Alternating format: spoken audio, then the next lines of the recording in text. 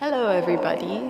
Welcome back to SUBSTRATES, our final day of In Suspension, a 3-day virtual symposium organized by Hot House.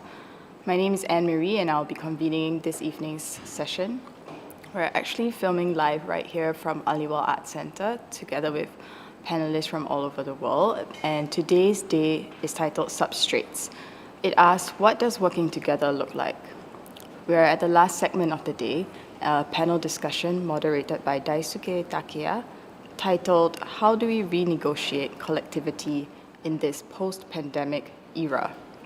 In this panel, we have 4 speakers who play key roles in art projects and institutions.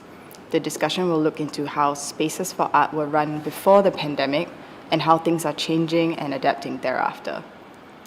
Before I pass the time to Daisuke to introduce them and start the discussion, I'd just like to let everyone watching know to post questions or comments via the QR code at the bottom of the screen, because we'll be addressing these toward the end of the discussion. So yeah, do engage with us. Now I'll pass the time to Daisuke. Thank you, Anmari. Good day, everyone. Welcome to SUBSTRATES, the 3rd day of the conference, In Suspension. Thanks to the team of Hot House and Singapore Art Week for having us. This is panel 5, How do we renegotiate collectivity in this post-pandemic era? I am Daisuke Takeya, who's your moderator today. I am an interdisciplinary artist and independent curator based in Toronto, Canada and Ishinomaki, Japan. Again, in this panel, we will think about how does working together look like at the time of the pandemic. Acknowledging the shifting dynamics of the global art world, SUBSTRATES draws on and catalyzes alternative ways of organizing in and outside of the traditional museum complex. Through the local and transnational initiatives that might have closed, restructured, or shape-shifted, we map the conditions that sustain and drive artistic activity. If it's not just a pandemic that made us pause and ponder the conditions of artistic practice, what else? I believe that this panel will deepen our thoughts onto the previous 2 days, Gestations, moderated by Bernice Lee, and Dormancy, moderated by Dr. Mark Glood, in which we have enjoyed watching. Today's panel brings together 4 speakers from different parts of the globe who play key roles in art projects and institutions. The discussion will look into how spaces of art were run before the pandemic and how things are changing and adapting thereafter. The live broadcast will conclude with a question and answer session in the last 30 minutes with our convener, Anmari van Nieuwenhove. Please stick around till the end.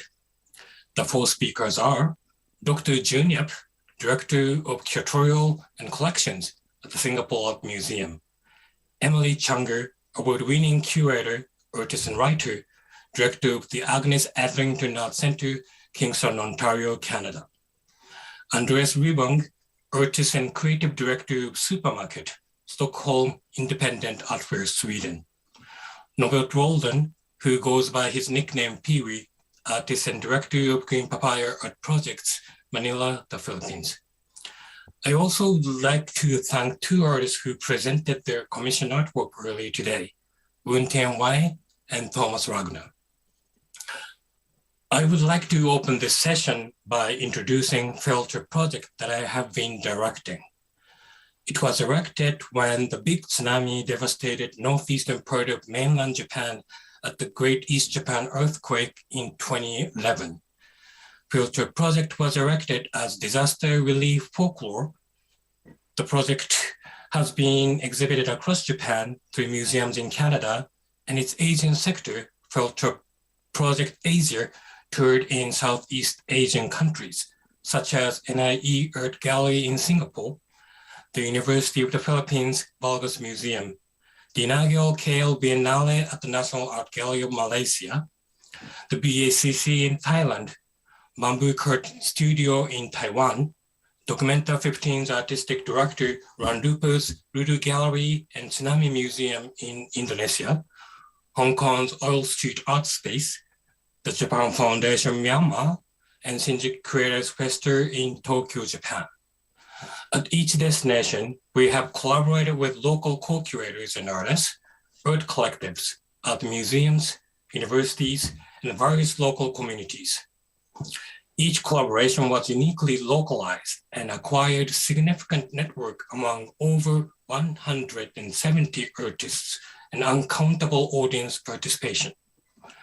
In this working together environments, participants expanded their imaginations and felt compassionate with others in need. And the project ended up shedding light on the very community at each destination. After a decade of world tour, the project can no longer travel because of the pandemic. Now it's back at its origin, tsunami-affected Ishinomaki City, Miyagi Prefecture, Japan. In Ishinomaki at the moment, we're creating an art hub in a large former farmland called Dais, just like my nickname.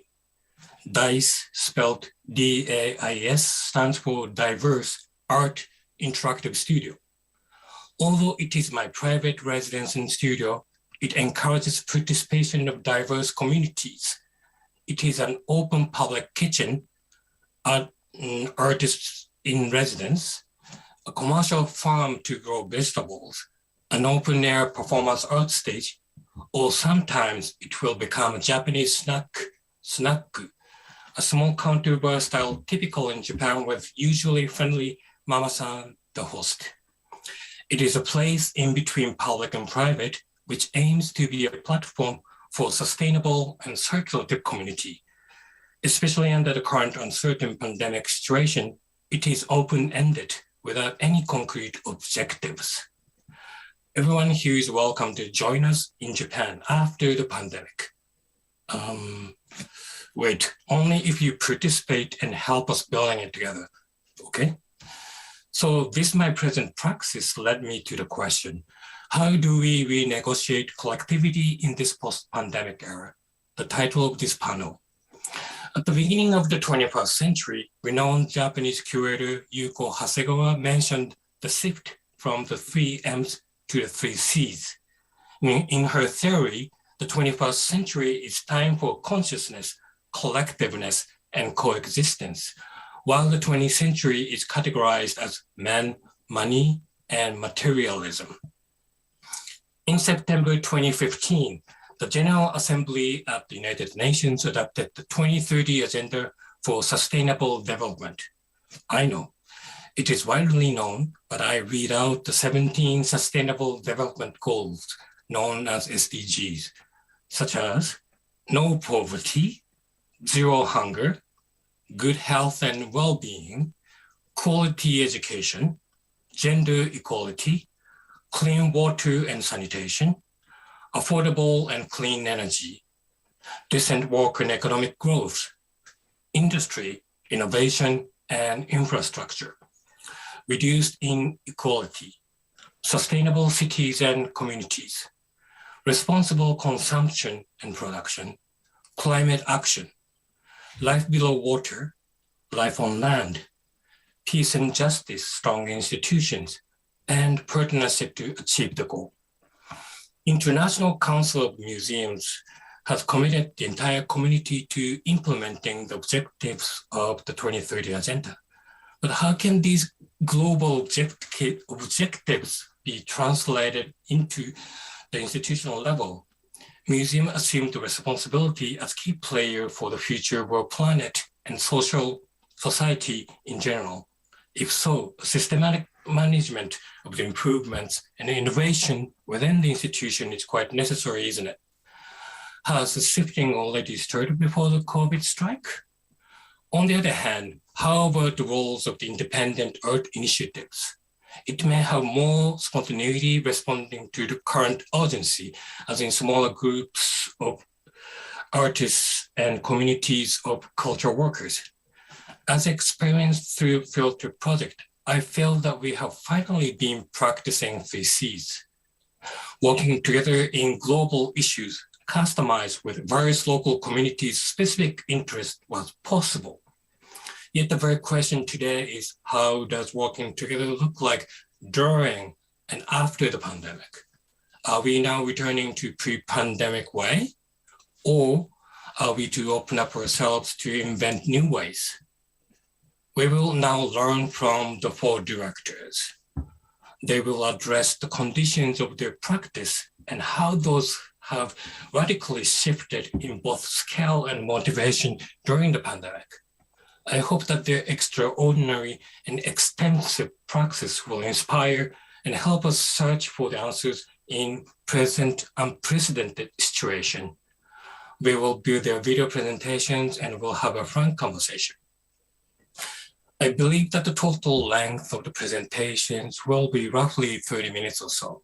So please have your cup of tea ready, relax, and enjoy the ride. Thank you.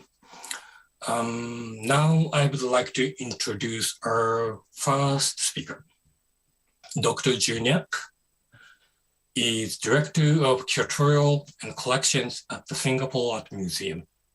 Her prior roles include Guggenheim UBS MAP Curator, South and Southeast Asia, and Deputy Director and Curator at the Institute of Contemporary Arts, Singapore. Exhibitions she has curated include The Gift for the Curatorial Collaboration, Collecting Entanglements and Embodied Histories. They Do Not Understand Each Other with Yuka Umematsu at Taekwondo Contemporary, and No Country, Contemporary Art for South and Southeast Asia for the Guggenheim UBS MAP Global Art Initiative. She is the author of Retrospective, a historiographical aesthetic in contemporary Singapore and Malaysia, published in 2016.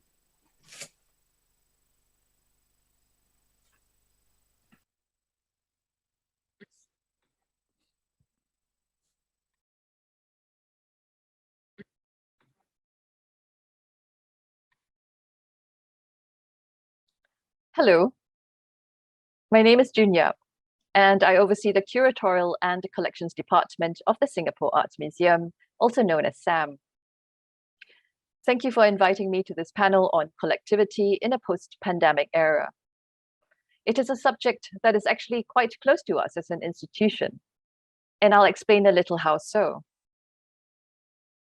The pandemic has certainly impacted the institution, not only in opening hours, but also how we are able to work with artists, with a variety of restrictions across public life and stages of the pandemic. It also provided a time to reflect upon our work and our methods.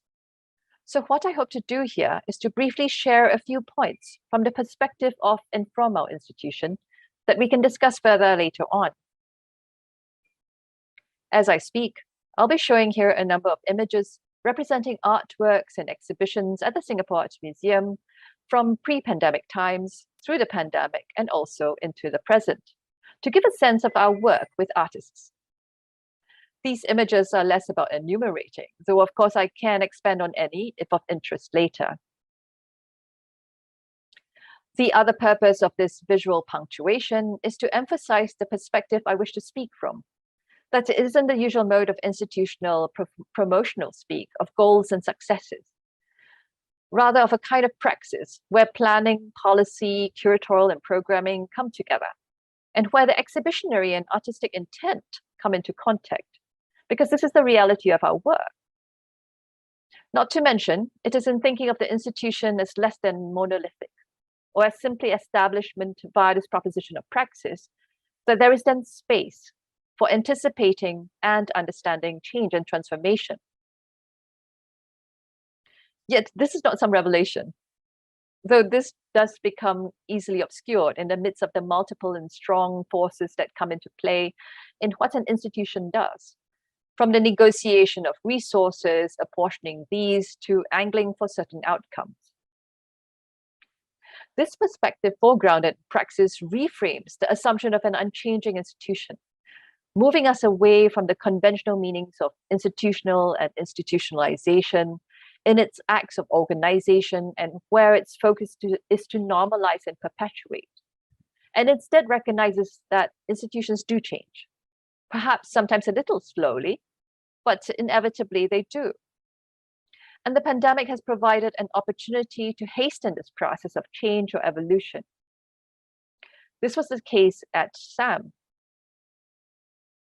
Though if I were to go back in time, in that I was at a museum in the early 2000s, leaving institutional work in the latter part of the aughts to pursue independent projects for about a decade, and then returning more recently, I would certainly make the observation that the museum has changed between these two times, at least in my immediate experience and observation. That is, not just in exhibitions charting aesthetic developments, but also in organization and purposes, and generally justifiably so. The more recent changes at the museum include the redevelopment of our buildings about 20 plus years after being established in the civic district that afforded us the opportunity to figure out its next phase and physical phase in relation to the changes of the institutional landscape in Singapore. That is to say, in working in tandem with the National Gallery Singapore. This refresh of the relationship between the two has interestingly opened up for Sam an expanded field of the present, marked by a greater sensitivity to the conditions of artistic energies and material conditions of the time. So in the midst of the pandemic, we have taken steps to reflect upon and reflect in forms and formats of our processes and projects, our relationship with our artistic communities and publics, to arrive at what we call a constituent and disappearing museum, grounded in relationships with our stakeholders, a term which I will return to shortly, and also then erasing the boundaries between museum and the everyday in experiences and of spaces. Thus, instead of focusing on shoring up and emphasizing the boundaries of the museum in what it is and what it isn't, and especially in the sense of relations of effect and control, we are thinking of the institution and museum as more porous and permeable. But this is not without challenge in defining and structuring such mechanisms within the museum. So to share some of our upcoming curatorial and artistic research work developed during the pandemic and launching during this time, these include our residency programs, engaging with artists, curators, and communities across disciplines, an artist fellowship framework for developmental collaborations between the museum and artists, and working beyond our galleries to present in public spaces in a more concerted manner, as well as thinking more sustainably in both our production and conceptual work. And it is here that I'd like to return to the term stakeholders, of what we also call constituents. Whereas the convention is to consider the museum as edifice, physical, organizational, and in administration, including curating, at least for our time and perhaps as our hope too, this really isn't the case.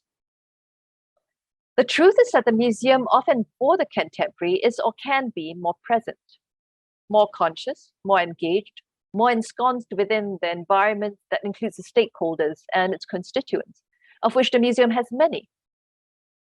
From funders, governmental and private, boards and committees, like-minded collectors, staff, publics, volunteers, to its artists, its creative, discursive and academic communities, and extending even further the spheres of its existence, economic, political and geographical. All this just goes to show the possibilities of laying bare the museum, opening it up itself, as well as opening up to other kinds of possibilities. Here, the framework of stakeholders and constituents highlights and redefines the institution in pointing to its permeability, to affect as much as be affected. As such, I do commend the organizers here for identifying the term substrates to encompass this discussion and therefore also the notion of nourishment that the institution does and can provide quite consciously, but where also the museum in turn is nourished by and interdependent of and with its constituents. Collectivity, thus, for the museum in this case, encompasses this complex of the constituents and stakeholders at its different levels and proximity. This is the museum's substrate. And then finally, circling back to the earlier point of how we had begun a process of building and directional redevelopment just before and during the pandemic, the fact is that change has and continues to take place, thus also disabusing us of the idea that change simply means relinquishing what was before. It could also mark a continuity in a slightly different form, in our case defined in methods of listening, sensing, picking up on the conditions, responding to what is around us, and perhaps even just getting out of the way, including of our own evolution. So I'll stop here, looking forward and look forward to exchanging with my fellow panelists and seeing how their experiences might then further inform ours. Thank you. Director, Curator of Agnes Etherington Art Center.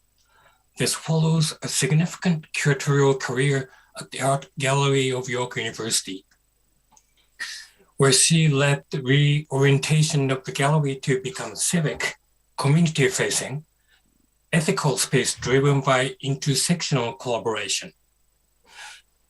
Distinguishing herself as a cultural worker dedicated to questioning the social role of the public institutions of art, Chhangur developed a practice she calls InReach, a concept that she has since transformed engaged institutional practice in the arts across Canada. In 2019, she won the Ontario Association of Art Galleries inaugural BIPOC Changemaker Award. In 2020, she won the prestigious Natishen Foundation Award for Curatorial Excellence.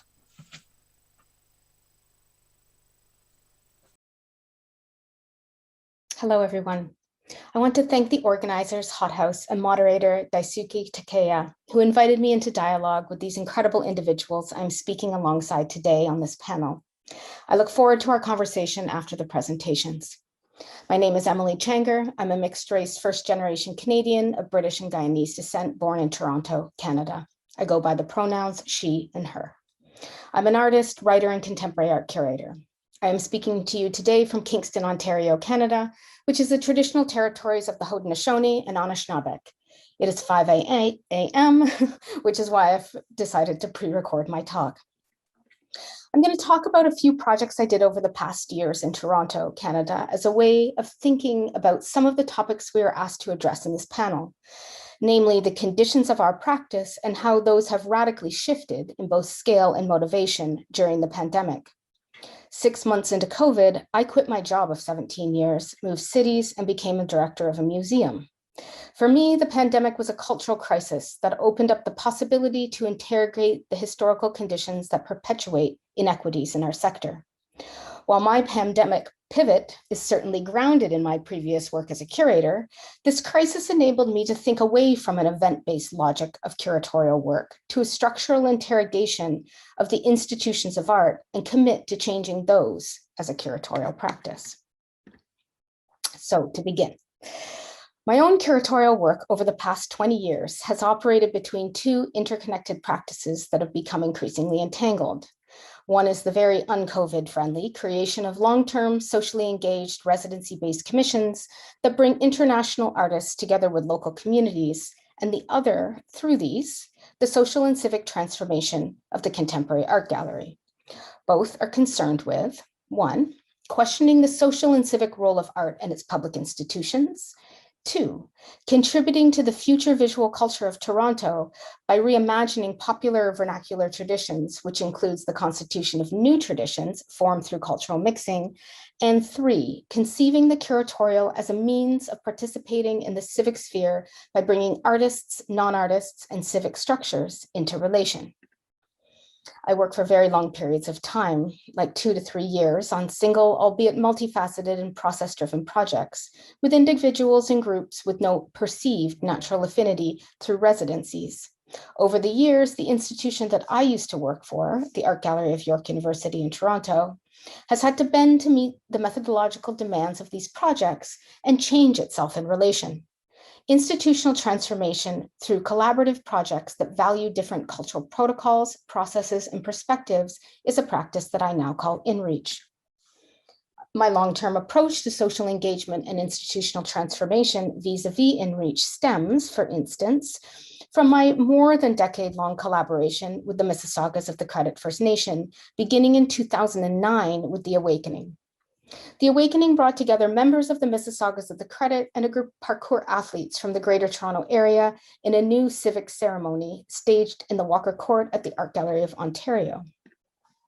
For The Awakening, it meant radically rethinking the temporality of projects, including thinking holistically about how a gallery views its own trajectory, from a project-by-project timeline to a seamless, ever-evolving entity where change is not always visible in spatial or representational terms. This is something I've become increasingly interested in during the pandemic. I call this form of institutional transformation in-reach because the differing ecologies of knowledge these kinds of projects produce change institutional practice from within, as institutions must adapt to the challenges and surprises that emerge through their making, not unlike our challenges during the pandemic. Even though my projects often culminate in large-scale public works that appropriate popular and recognizable dramaturgical forms in often over-the-top ways, such as civic ceremonials like the Awakening or street processions like Ring of Fire, and thus perform as opportunities to recast the protagonists of these social dramas with individuals and groups who do not generally find themselves at the civic center of their city, I've come to realize that the real work is in the invisibility of their making. I consider this behind the scenes work as rehearsals for the creation of new social relations on the one hand, and for new ways of participating in the civic and cultural life of a place on the other. Ring of Fire was a project with 150 core collaborators, culminating in a 300-person street procession that took place downtown Toronto along its main street, University Avenue, in between two major administrative buildings, the Ontario Legislature and City Hall. It was a collaboration between disability dancers, the Mississaugas of the Credit, members of the Capoeira Angola community, and young rappers from Toronto's suburbs. We used the methodology of Trinidadian Mask to make the project, and we worked from the Anishinabe's 7 grandfather teachings to establish the project's ethics. Through Ring of Fire, I began to rethink my own practice, from a socially engaged curatorial practice to a curatorially engaged social and civic approach to cultural work. This very subtle shift makes engagement the subject of curating. That is, one engages curatorially in the social and civic environment as a whole, alongside and with its other protagonists. To curatorially engage with your city is thus to bring its structures and its so-called citizens into new relation. The final project I want to point to is a film called Rise, recently commissioned with spoken word poets and rappers, and it was shot on the Toronto's new Line 1 subway extension, a much anticipated and decades in the making subway extension that connected downtown Toronto to its suburbs. I want to use this project to illustrate two things that have become pivotal to the work I pivoted toward in COVID. I've applied the principles and strategies of these projects to the way in which staff inside a gallery operate. I call this infrastructural activism. By working collaboratively to broker divergent perspectives, protocols, and practices, we have dismantled the hierarchies of institutional practice to work toward eliminating distinctions, for instance, between education, public programming, and exhibition making. I now conceive projects as simultaneously research residencies, art commissions, youth professional development opportunities, and civically engaged actions. For instance, in Rise, we supported a new generation of filmmakers in Toronto. We mentored poets and rappers, and most importantly, created much needed suburbs to suburb solidarity between Toronto's east and west ends, building new civic relationships aimed at the future culture of Toronto.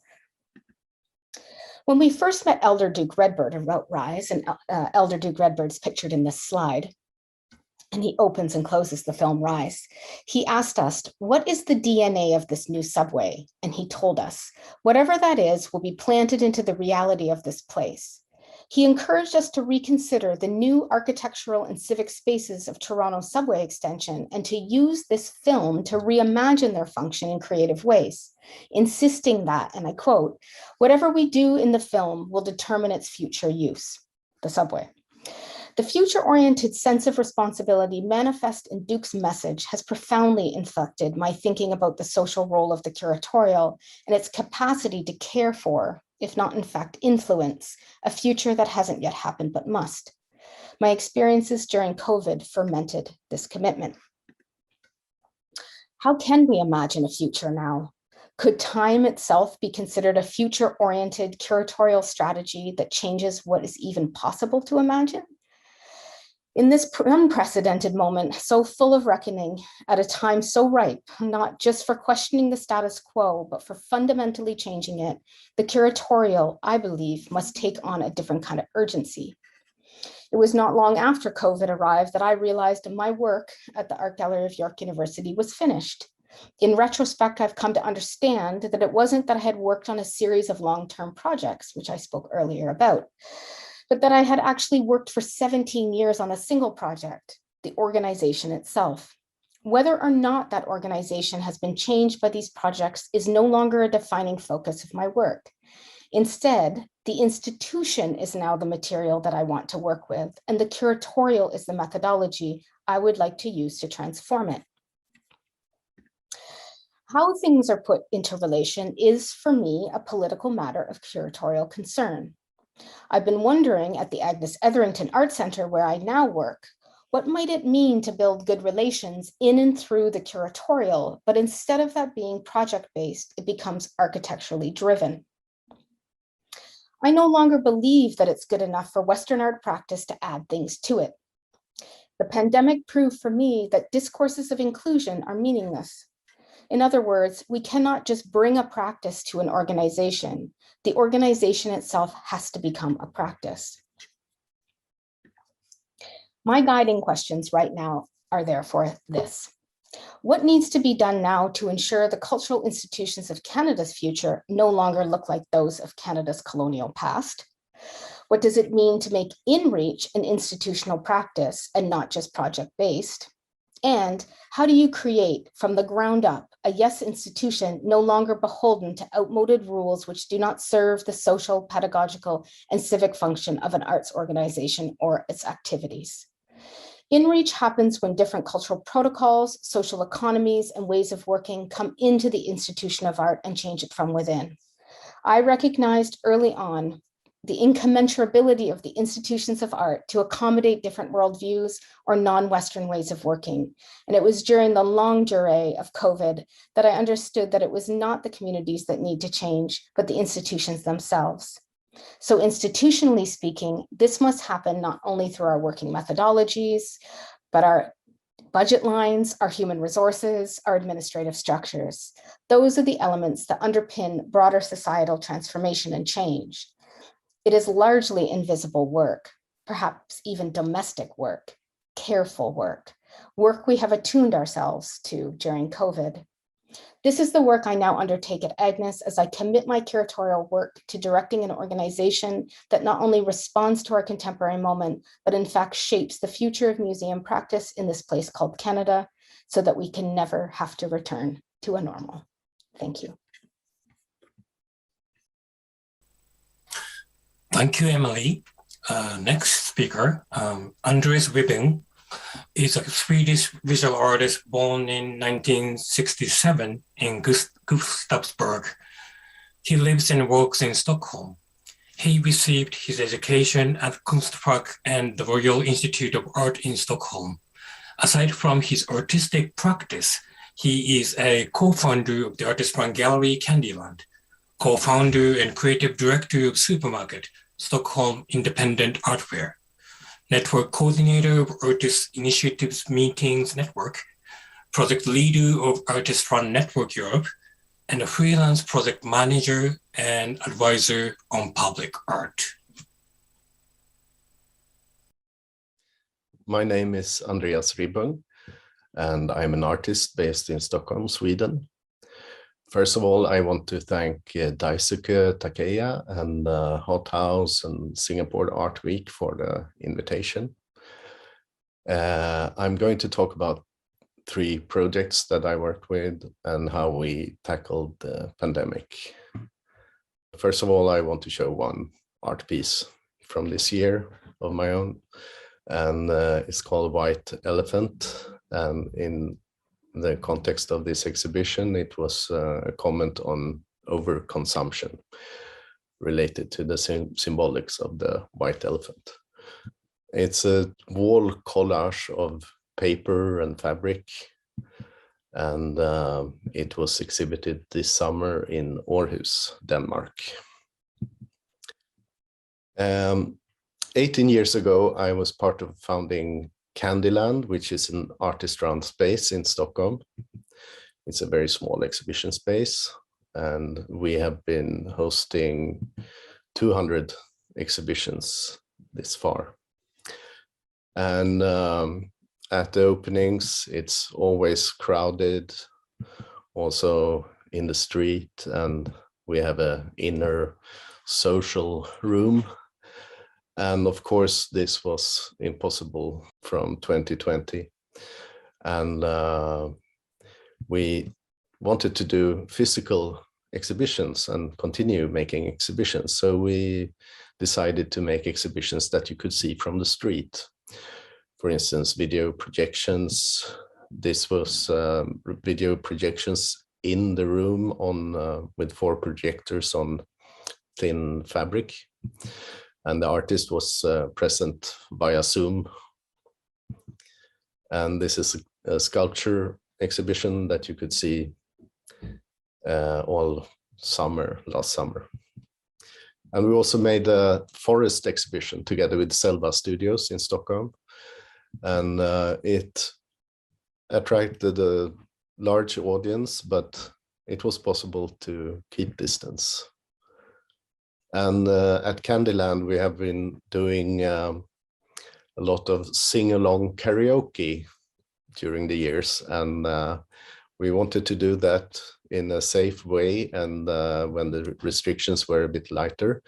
And we did street karaoke, where we had a sound system and a powerful beamer and projected the karaoke videos onto the facades.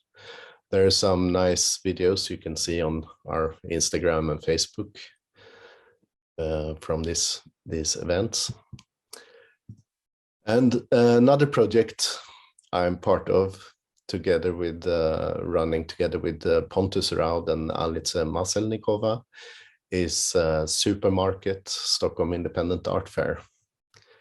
It's an art fair run by artists for artist-run initiatives. And artist-run exhibition spaces, they are existing all around the world. They range from large exhibition spaces like in Canada, the artist-run centers there, and small one-person projects. This one, and display case in the metro station in Stockholm. And we use this format of an art fair because we want to create a large exhibition where we make the framework and everyone produce their part. And even though we're called Supermarket, it's not a big focus on sales. We want to attract a broad audience with this festival-like format. And for the artists who come, it's a unique network possibility. They spend a week first installing the exhibitions, perhaps borrowing tools from their neighbor, working side by side, socializing, and then watching the exhibition, having a lot of time to network. And we also arrange meetings for exchange of ideas, where we discuss common issues for artist initiatives. And there are a lot of performance going on everywhere around the fair and on a stage, where we also have panel discussions and presentations. And in 2020, we were supposed to have Supermarket in April, and all the preparations were done when we had to cancel it a month before. And we were thinking of how to deal with this and came up with a solution to make super local this year with exhibitions in 13 artist-run exhibition spaces in Stockholm. And 2021 in the autumn, we were able to make the art fair again, this time in an old cruise ship passenger terminal in central Stockholm. but the entry ban to Sweden from outside of the EU wasn't lifted. So we had to find a solution for artists who couldn't come in person. So they sent works, and we connected them to Swedish artists who installed their work and watched their exhibitions. And this led to really nice contacts between the artists. In 2010, we started AIM Network, which is a network of artist-run spaces around Europe. And we have had conferences in different cities. And since 2016, we have been focusing on connecting other spaces locally. So in Poland, we invited 8 spaces from 8 cities. In Bulgaria, we invited spaces from Bulgaria and all the countries surrounding Bulgaria. And then we were supposed to do it in Limerick in 21 with spaces from Ireland, Northern Ireland, Scotland, England, and Wales. But of course, we had to cancel that. Instead, we used the budget to let everyone make a presentation video of their space, and we made a publication. And right now we are continuing our work online. Thank you so much.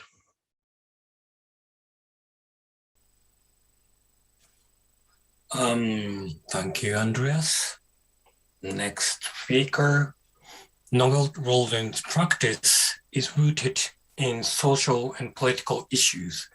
His installations, assemblages, and paintings of found objects, text fragments, and found images address issues surrounding everyday life, history, and collective memory. Roldan founded Black Artists of Asia in 1986. He initiated Viva XCon, Visayas Islands Visual Arts Exhibition and Conference, the longest-running artist-led biennale in the Philippines, and he co-founded Green Papaya Art Projects in 2000.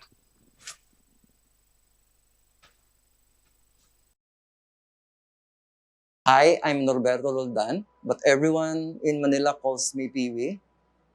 And I'm preparing for my solo show opening in Silver Lens on October 17. The idea for my exhibition started here. This used to be my studio. I was sharing this house with Green Papaya Art Projects, the space I co-founded in 2000 in Teachers Village, and we moved Green Papaya here in Kamuning in 2008. Between 2010 and 2012, my son Joaquin, who is now 17, and I lived here for more than a year before we found this house where we live now. Since 2009, this was the space where Green Papaya's small community gathered for the not-so-popular gigs and off-the-grid art activities. Green Papaya is the longest-running artist-led space in Metro Manila. It is a place where artists congregate to support one another, creating experimental and collaborative work, sharing of intellectual ideas over communal meals and drinks, and exchanging resources. Researchers, artists, and curators from Southeast Asia and elsewhere visit this space to discuss and research on Green Papaya's collection of material about its exhibitions, performances, publications, residencies, and collaborations. In addition to extensive documentation about these events, Green Papaya had more than 300 artists donated works on canvas, paper, photographs, and objects before the fire.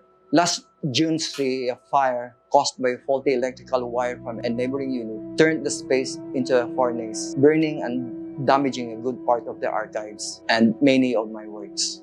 A few hours after the fire department declared a fire out, while the whole place was drenched in water and the rotten smell of smoke and the tiny burnt particles filled the air, we started the painful ritual of retrieving what has been left from the rubbles. A few bigger artworks from the collection, which were bubble wrapped, were totally burned.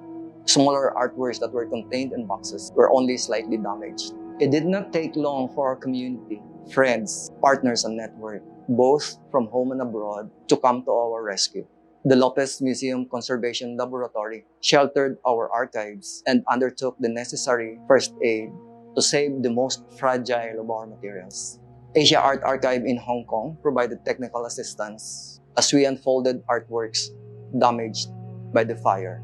Donations from friends and fundings from the Foundation for Arts Initiatives, Gerte, and Mercedes Sobel are currently enabling Green Papaya to rise from the tragedy and rebuild its archive facility again. My heart is filled with humility and so much gratitude. Meanwhile, out of 30 of my own works, 16 survived the fire, 10 from a new series called The Fugitives, which originally counted 14, and 6 altars, which originally counted 12. These 10 surviving works, which adopted the longer title, Fugitives from the Land of the Rising Sun, are assemblages with found objects, found poetry, and Japanese wooden boxes. The series is an allusion to Japanese characters in romantic novels that are yet to be written. They were in different stages of production since 2018 that got stalled when the pandemic struck in March. 2 completed works were badly burned, but I decided to include them in the exhibition to remind myself of the works I have lost in the fire and the ones that withstood it.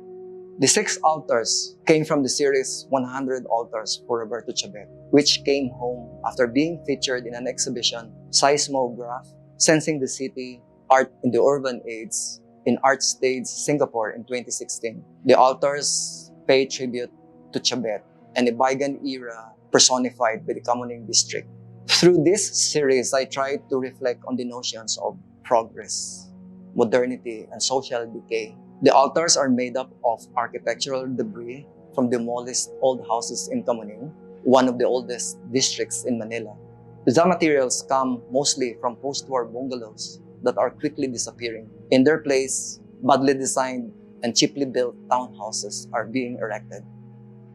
Anyway, this exhibition has become a witness to an enormous effort and emotional struggle, not only to save some precious products of my own labor, but to inject new life into them.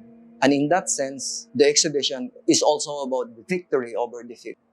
As a recognition of this victory, I constructed 3 new installations that were not in Green Papaya when the fire happened. The cabinet installations stand tall as a monument to a person's cherished possessions. The objects may reveal the person's obsessions, vanities, and values, or they can simply signify something which is mundane or remarkable. But these are things, however, one can simply lose in a fire.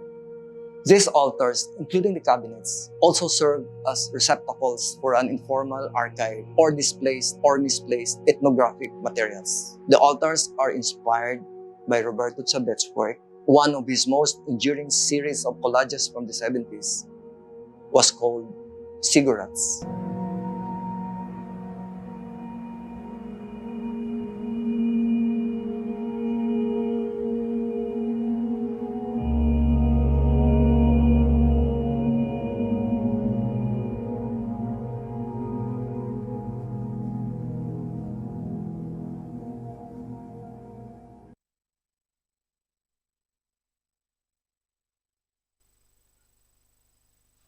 Okay, thank you, Joan, Emelie, Andreas, and Pee-wee for sharing your outstanding praxis with us.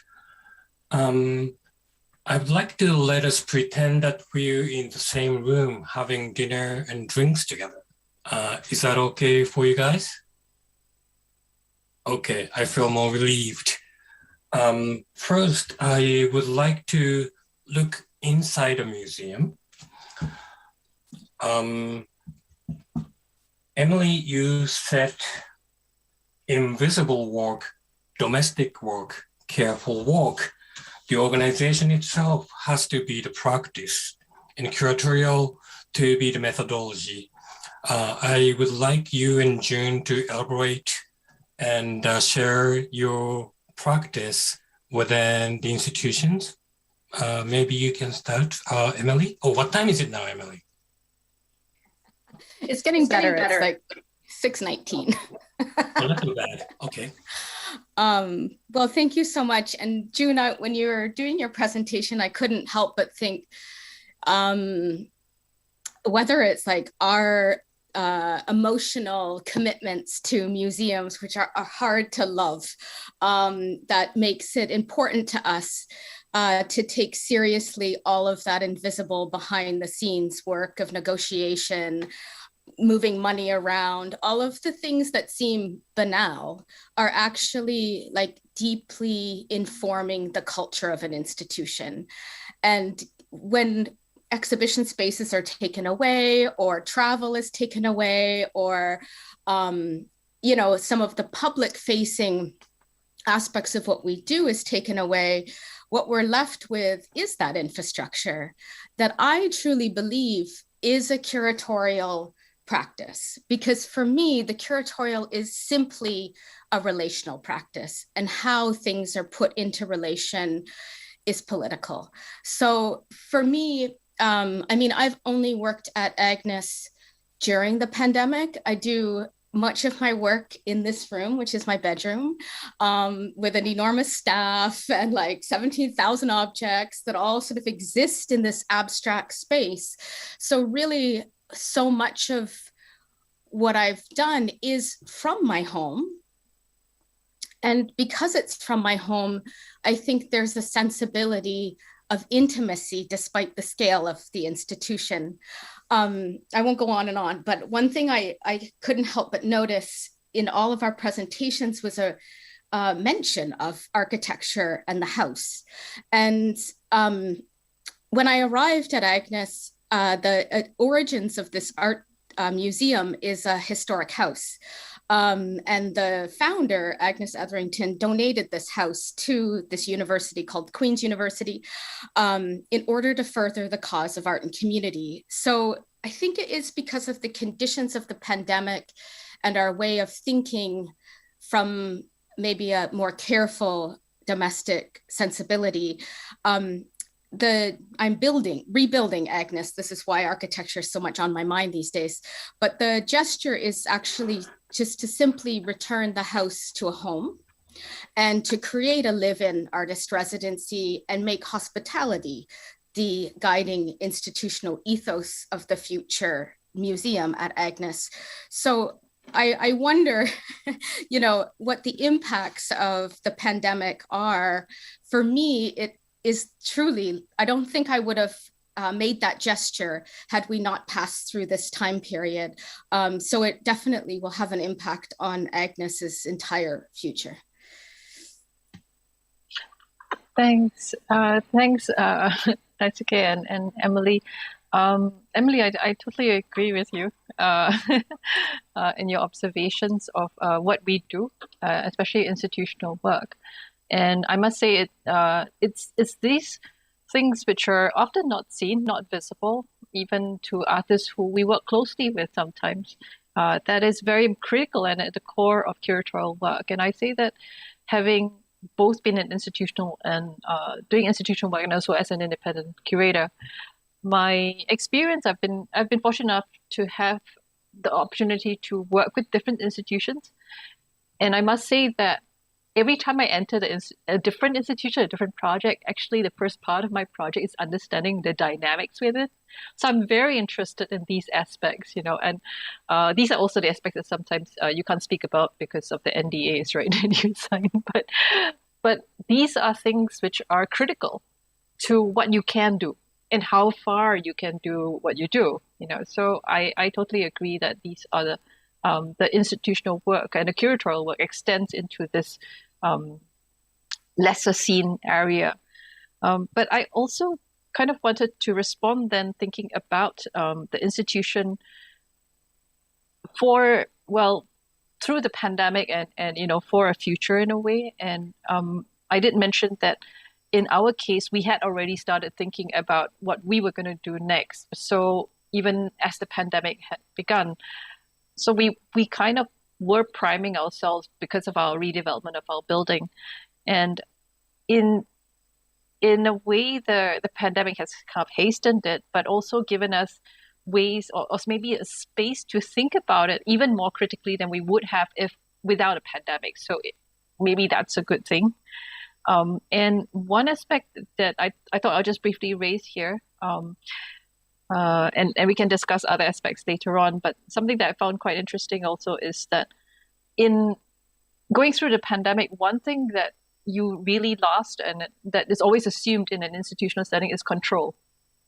Not being able to control things, right? Not being able to control travel, not being able to control how works come in, timing of things, restrictions, public access and all that. That really, it is not a situation that institutions are familiar with. They're used to having a lot more control. So that is actually interesting. And in relation to that, then, there's this idea of maybe space, something we can talk a bit more about later. I think it's quite interesting, and it connects to, things, the point that Andreas was making about public spaces, going outside, right? Because you could not be inside anymore. Maybe that's something we can talk further about, because that's really, the institution is often defined by its walls, right? So, the deconstruction of that is interesting. But then going back to that point of control, then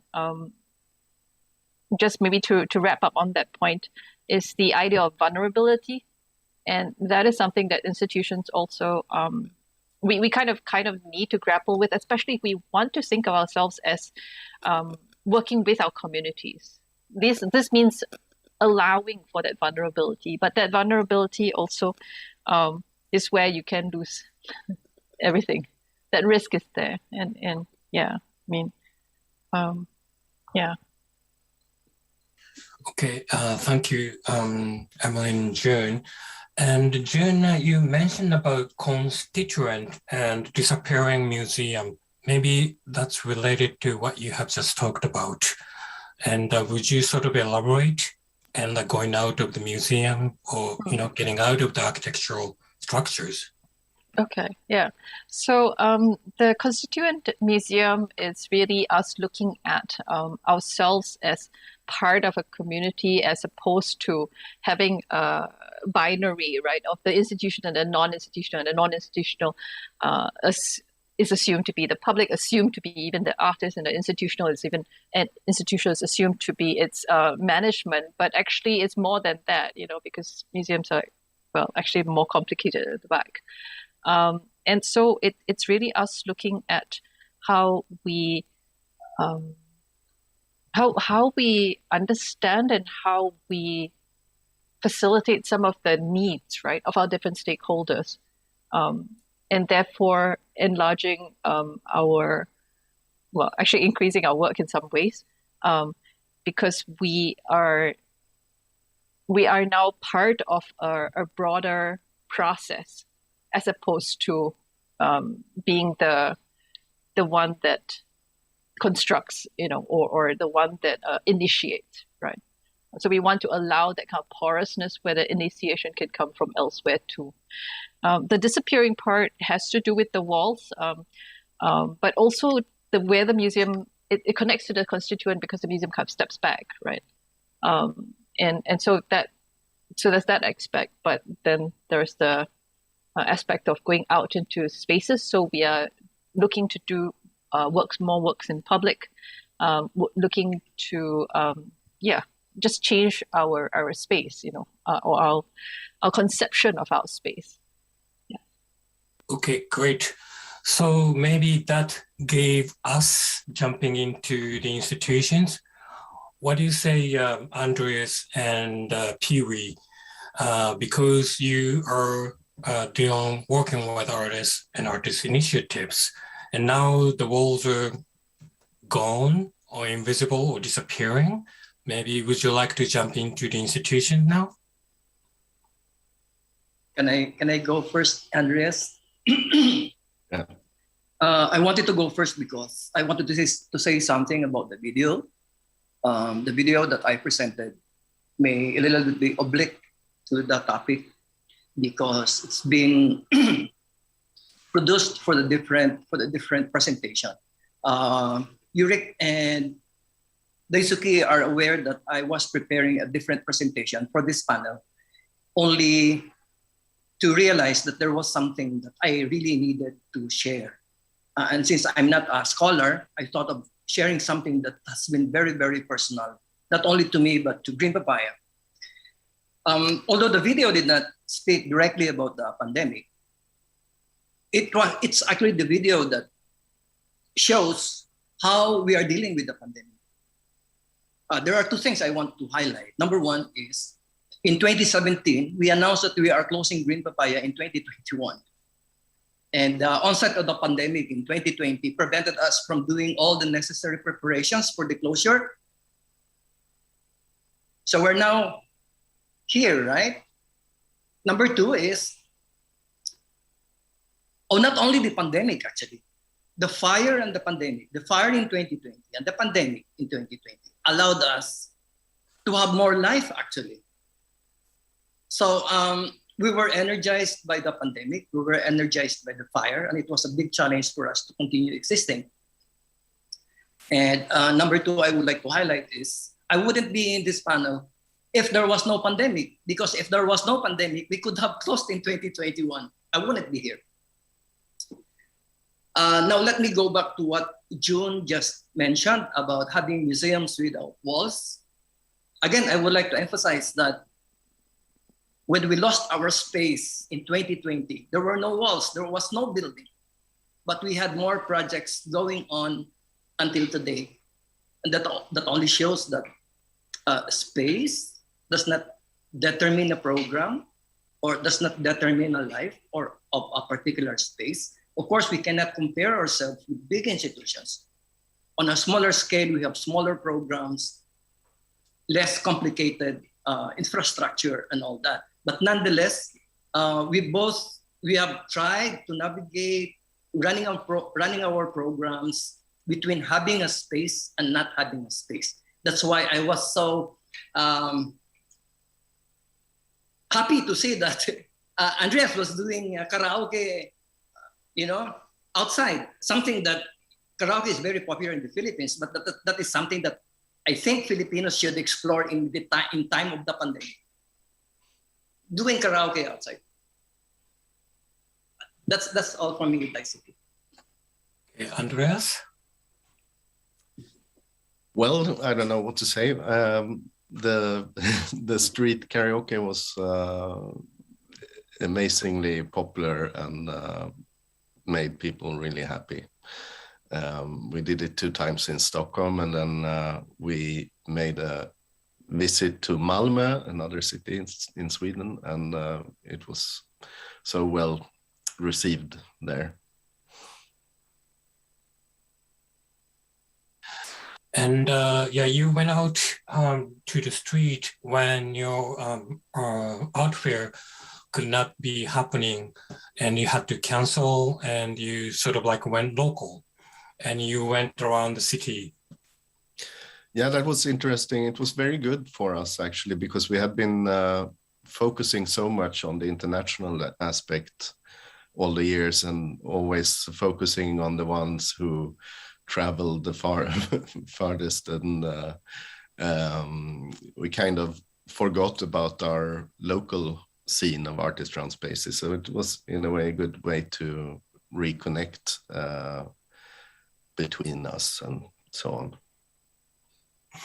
And Emelie, with your work with the Art Gallery of York University, you kind of sort of like went to the neighborhood surrounding the university and sort of connected East End and West End of Toronto. And how was it like expanding your curatorial practice into the civic sphere? Yeah, I think that I don't know how to do it any other way. So I find it very discomforting to be enclosed within the structures of the institution. So I've always wanted a kind of permeability in relationship to the role of an art gallery, because I agree with what June said about its embeddedness, and it does make it vulnerable. And I deeply believe in the civic and social function of our institutions, and that they're not outside of the communities in which they live as neighbors. But I think it's interesting. And I think this is why I was excited about Agnes, because there was, when I did my job interview, there was this paranoia on the hiring committee about the fact that we were going to go through a major renovation that would close the facility for 3 years, and how would I deal with that? And I was like, I am super excited about this. This is what I feel at home doing, and it makes my first sort of thinking about being in this new context, which I think I'm very fortunate to go through, is to really think about how Agnes as an institution attends to community, rather than how Agnes in the past has thought about its attendance. And wondering, when we close our doors and are out in the streets, so to speak, who would welcome us into their home. So I think there's a lot of work to be done at this institution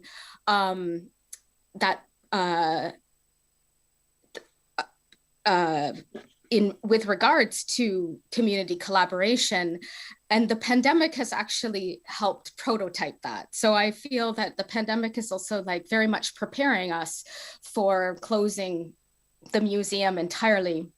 And I think about that time as being a prototyping time to build communities to come back to the institution with us, and not play a gatekeeping role, but perhaps play a more transformative role. And I'm in a small place. I'm in a small place running the big institution. And I think we have a couple of decisions. One can be to control culture, and the other can be to be with the people and transform it. So I think that not having walls and not having a physical space really helps precipitate change. And June, you said you had some time to reflect upon because of the pandemic, and how would you respond to the other commentaries?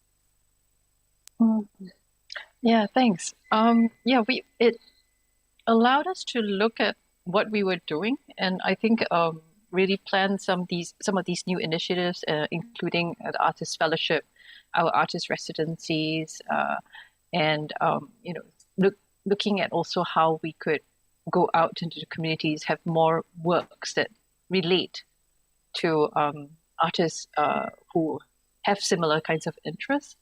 So I think the pandemic allowed us to do that, but maybe I was also thinking perhaps we could think a little about this idea of the digital, right? Because I realized actually none of us really spoke about that. And oftentimes when you talk about the pandemic and its effects, that's one of the things that's very quickly raised. At an institutional level, we definitely did go into more digital ways of channels, right, and media and platforms, whether it was in our programs, ways in which we would try and connect with our networks because we could not travel, things like getting exhibitions online, virtual experience virtually, like on Metaport and stuff like that. So that's something that did happen too during the pandemic, and I think we are figuring out what does it mean after the pandemic, because we kind of learned how to use all of these things, right? And I think it's a question that I can't really answer even now yet. So I'll be interested to hear also, what your various strategies are, or various thoughts are on these kinds of digital platforms. Is it meaningful for us to keep going, going in that direction? Okay, Andreas, you want to respond to that? Yeah, I find it interesting because we, in this network of artist-run initiatives, we already had started to discuss how to stop traveling that much, flying that much, so it was already, the discussion was already happening when the pandemic hit. And one more comment is that I think the physical meeting is really important when it can be really good, but in some cases, some meetings are more efficient when you have them online. So I think we learn a lot how to use it in the right way, and when it's necessary to meet in person. Anyone else want to respond to that? How you're going with digital? Piri? Yeah, just a short reaction. What changes that we go through in Green Papaya? I think we have totally embraced the reality that we cannot do exhibitions, and not being able to do exhibitions or exhibition making. We cannot encourage artists to produce art. Okay. But the good side to that is we were able to realize that there are more other important things that artists and independent spaces like us need to address. These are two things actually. We can do archiving, and we can do publications, which Green Papaya at the moment is very focused on.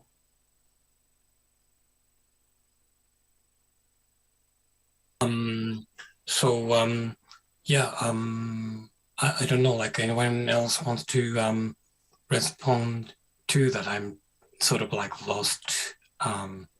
Actually, I would like to lose control. I mean, like I don't want to be in the place to control.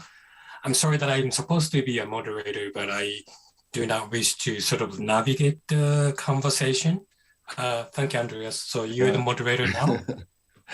Yeah, another thing that I didn't mention in this presentation was that also another thing that we already had started, because with Candyland, we want to reach out broader, and we have been making on and off short video podcasts with like interviews with artists, and we continue to do that, and it's a very good way to reach outside the gallery space. Yeah, in the last 2 days of the conference, they have discussed about the vulnerability of the artists in art practice, like how can they sustain their practice, having children, having partners, and so on and so forth. And I think everybody's sort of like struggling to survive, the daily lives. And then where's the support for art or artists? And I don't know if your institutions are sort of supporting drastically in a different way since the pandemic. Maybe Emelie or June can respond to that. Yeah, I mean, early in the pandemic, that was about honoring all of the contracts and projects that were on the books. It was like, doesn't matter whether they don't happen in the way that was planned. And in fact, it's probably better sometimes. So it was always about ensuring that the precarity in our sector was supported. I mean, it's already precarious. But in my current context, I mean, we do a lot of online things and look for opportunities to join with what's already going on. So like not the creation of new content all the time, not this sort of like sense of production, but to actually like join in and find ways to support what's already going on. And sometimes that is about networks of care and supporting what artists do, which is like also live and not just like produce work, but also having an institution closed, but the ability to have, a certain number of say staff inside the institution. We've just opened up all of our spaces to artists and provided a stipend and material budget for them to just use. We call it studios in solitude because we can only have like one person in a space at a time, but to lend over the real estate and resources the institution itself, because in my context, so many artists have lost their studios, or they're working in their bedrooms, or they just want to get out of their house for a while.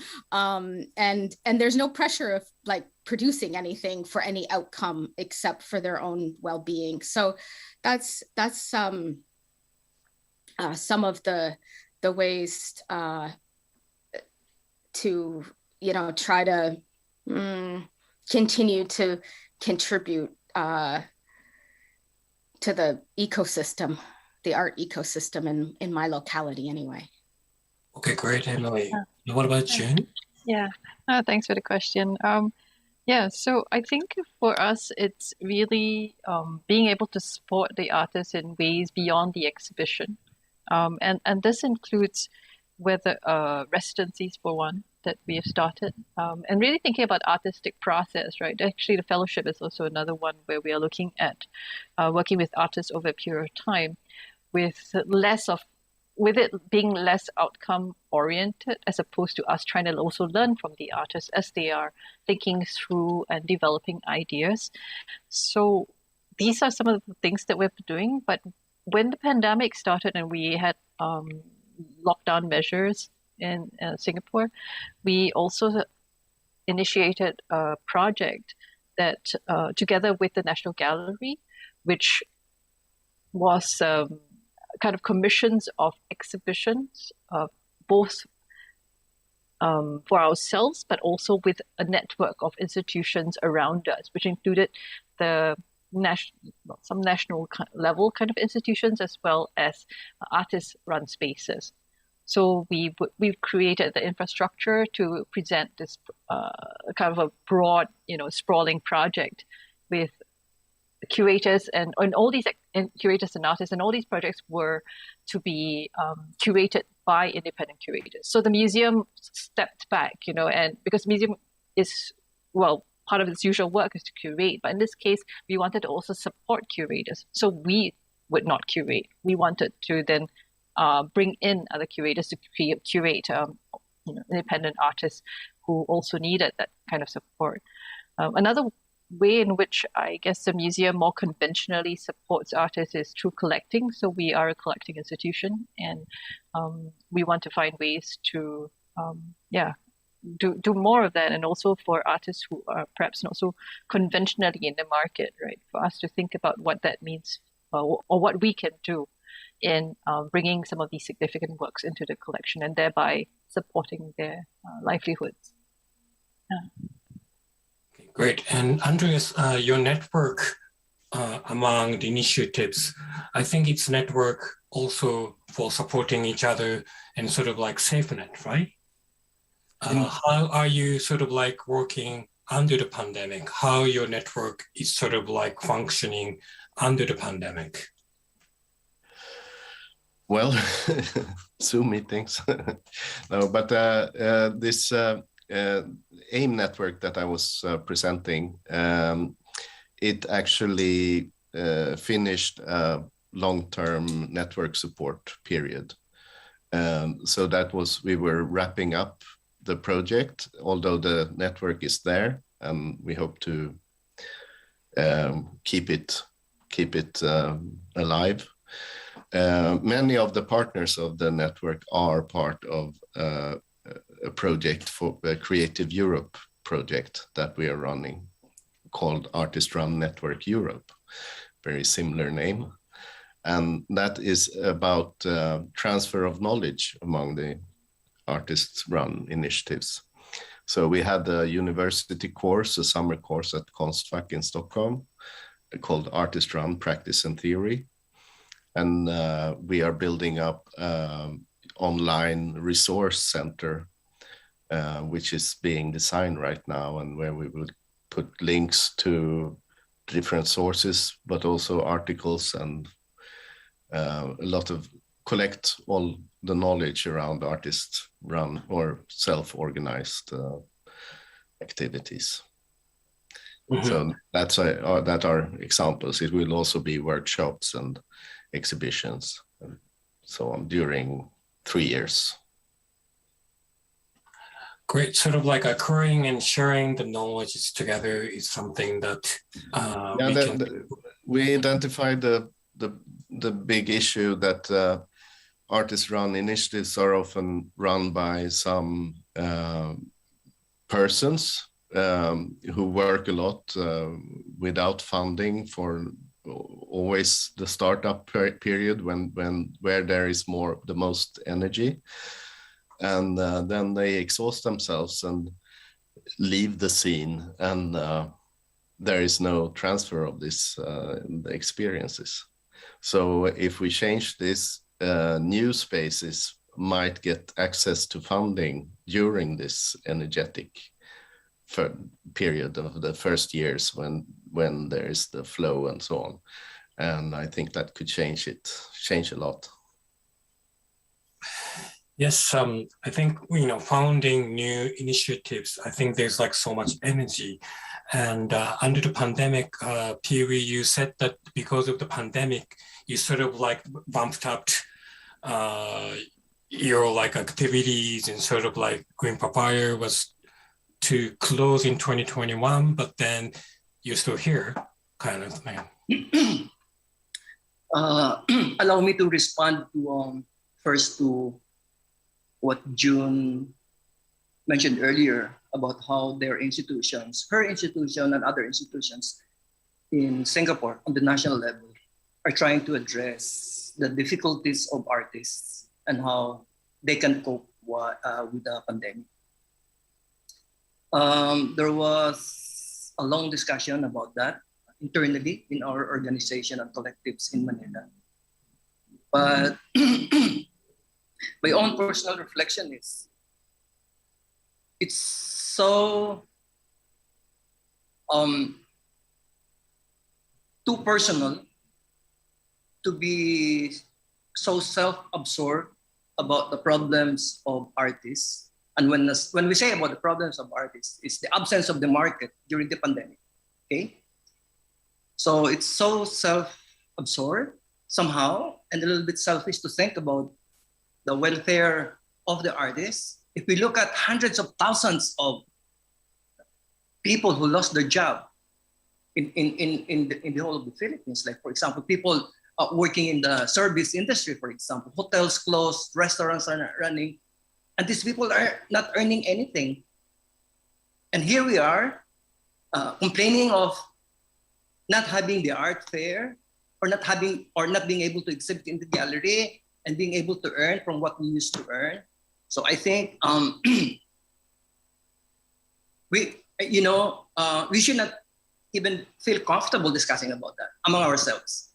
So what I am happy to share is that there are other ways to encourage artists to come together during this pandemic, and not necessarily to talk about what can artists, gain from this coming together.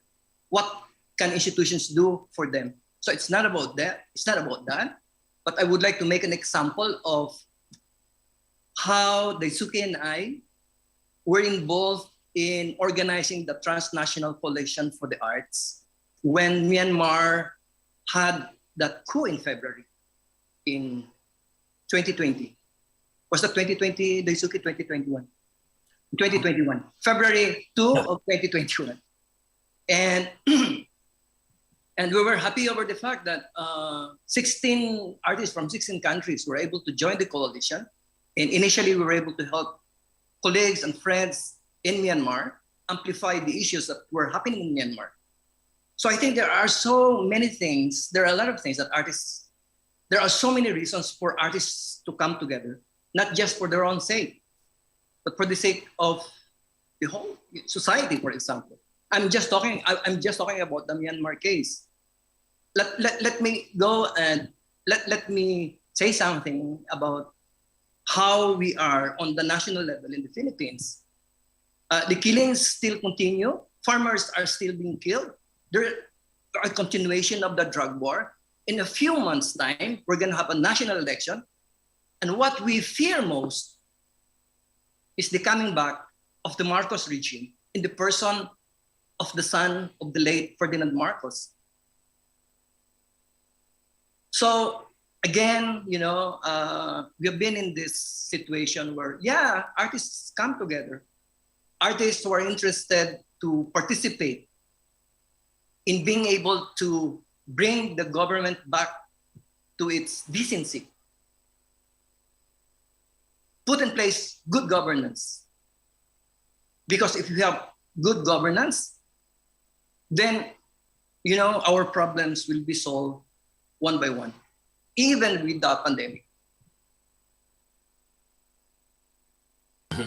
I'm sorry, Daisuke, I forgot your question. Actually, I forgot my question too.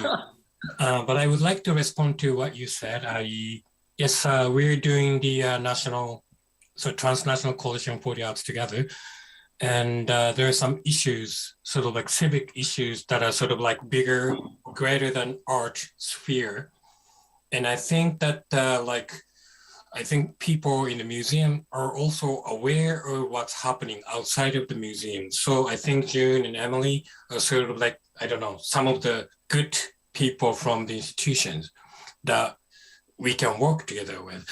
But I didn't mean that like support among the artists for the sake of the artists. I wasn't saying that to be so naive. We have been practicing and being aware of the social issues, but then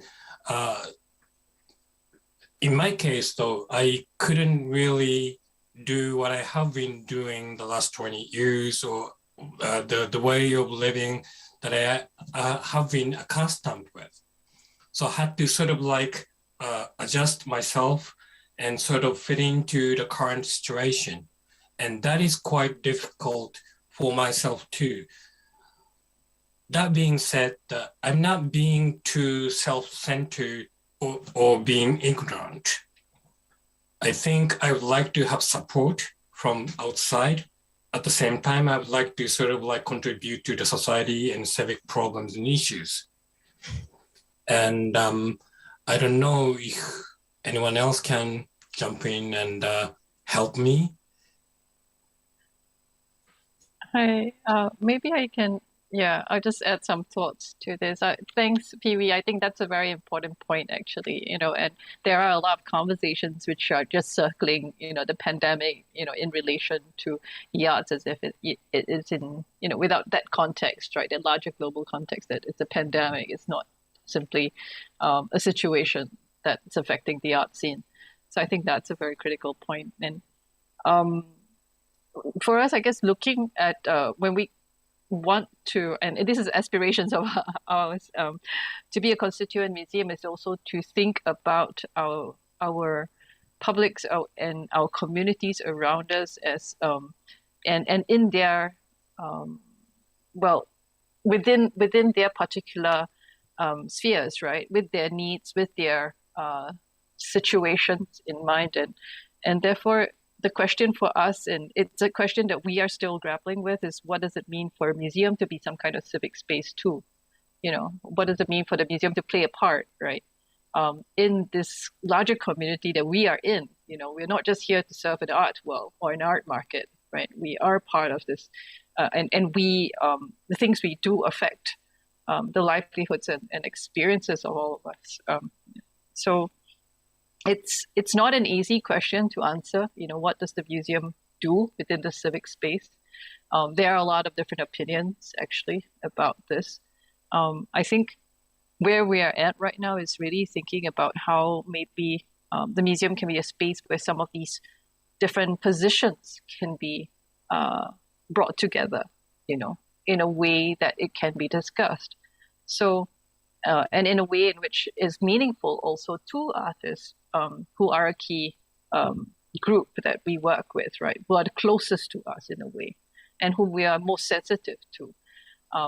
So, in that sense, then artists who care about what's going on in the world are the artists we care about too, and through that, perhaps we can make some difference in these things.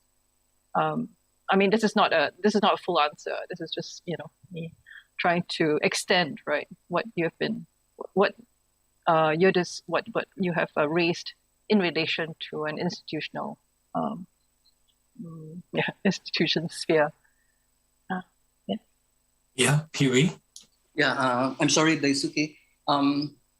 I think we are addressing the issues according to our context, based on our context. Like, I'm not criticizing the institutions for trying to find out how they can help the artists, like Emelie, offering the space in Agnes for artists to use as their studios, for example, and the efforts of June in Singapore. What I'm just saying is, if I talk about the context of Green Papaya, that has an activist,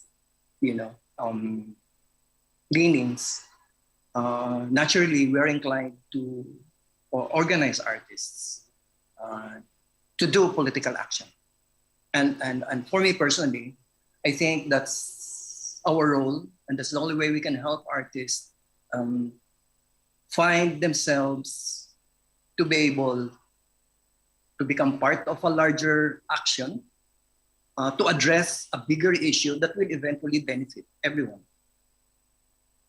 So we're not saying that any particular move to help artists is bad. What I'm just saying is, on the part of Green Papaya, we found our role and we're doing it. Great. And I think, Emelie, you have been working with like social issues for like years and years and years. So maybe you can comment something on this.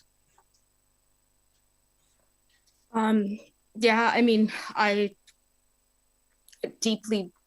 the Canadian context, institutions receive government money, and I've always believed in redistributing that money.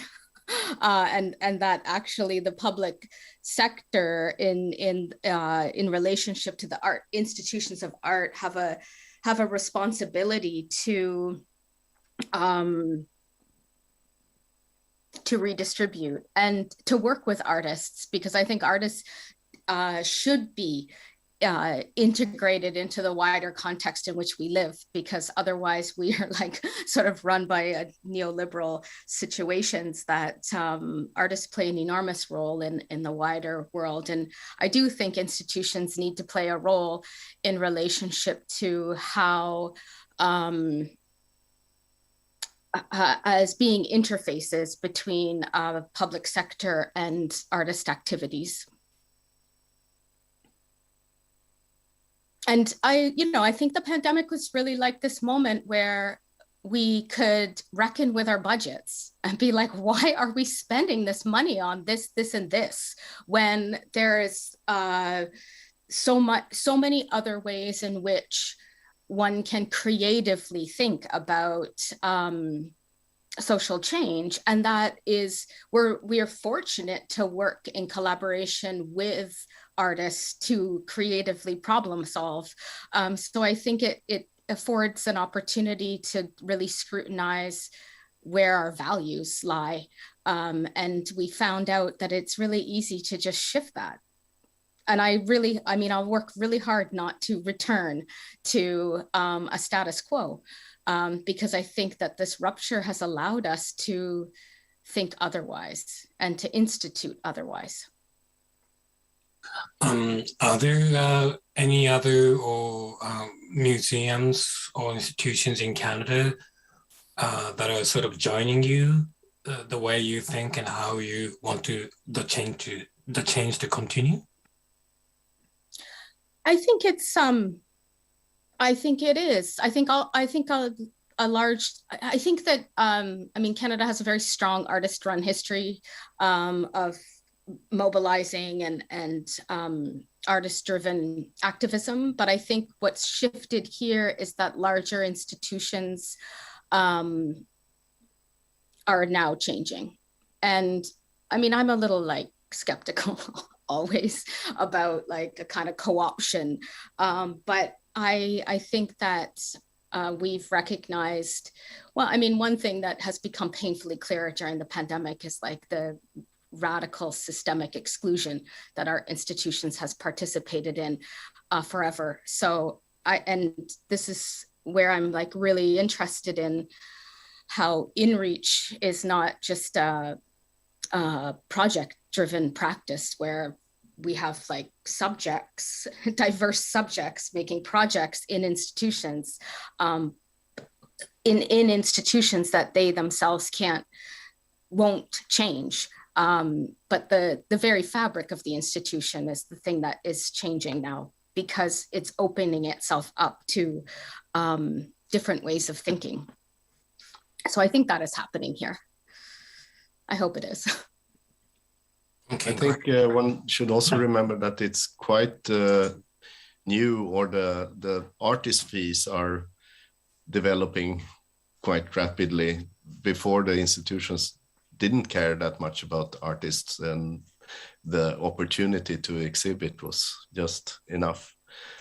And this little change that artists seen in their work during the pandemic has to do with that most of us work alone and we don't earn any money.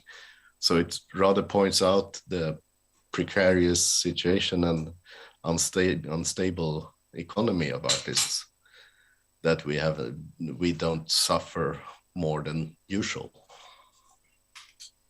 Mm-hmm. Okay, and in terms of this activism, maybe is that the way you call it, Pee-wee? Activism? I think it is inherent in all artists to be activists. That's my belief, because you are very much part of society, and our works should or are assumed to mirror society. So how can we represent or mirror society if we're not familiar with the political and the social condition of just your own country? But I do agree with Emelie that we should not waste this rupture, and that we're not so eager to go back. I mean, not looking forward at all to go back what was used to be. I know, Pee-wee, this is why I was like, I'm so taken by the framing of a crisis that, and it's like so like beautiful in a way that it's like a fire. It's like the phoenix, rising from the ashes of the fire. It's like, Green Papaya is a prototype of like how we should be like embracing a crisis in order to realize that ruptures and crises are what gives rise to new structures. And in the year 2000, it was like, oh, it's the new millennia. And like, there was this like sort of sense of like, everything will change. But actually, if we look at the patterns of history, it's usually around 20 years into the change of a millennia that a crisis hits, like that there's some aftermath of this change. And I think that we are living that. And I mean, the one thing that the pandemic did do was level. It's something the entire world faced together. And I'm not somebody who's like all about like leveling out similarities. I believe in multiplicity and living and holding difference.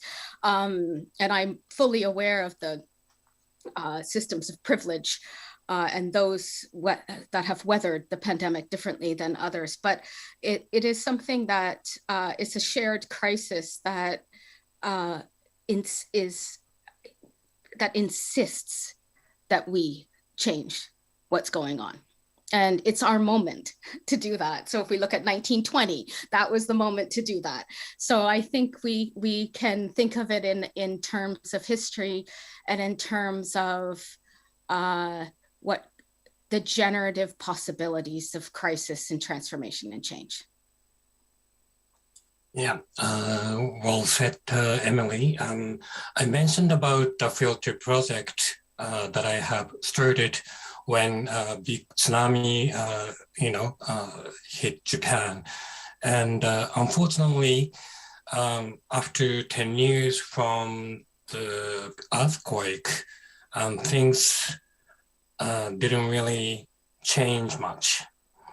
But in personal level, many people I have encountered and the practice of myself have changed drastically. and I feel like I'm almost like a changed person. And I don't think I can go back to how I was before. So I would like to hope that we can sort of like continue our way of transforming what we have been doing. And let's hope that we can sort of overcome this difficult situation, but not in the naive sense. I think we have to act and do things hard. And the one term that I kind of like today, I think it was what Pee-wee said, that victory over defeat. Maybe the situation right now we are under is not a defeat, but I guess we should look up.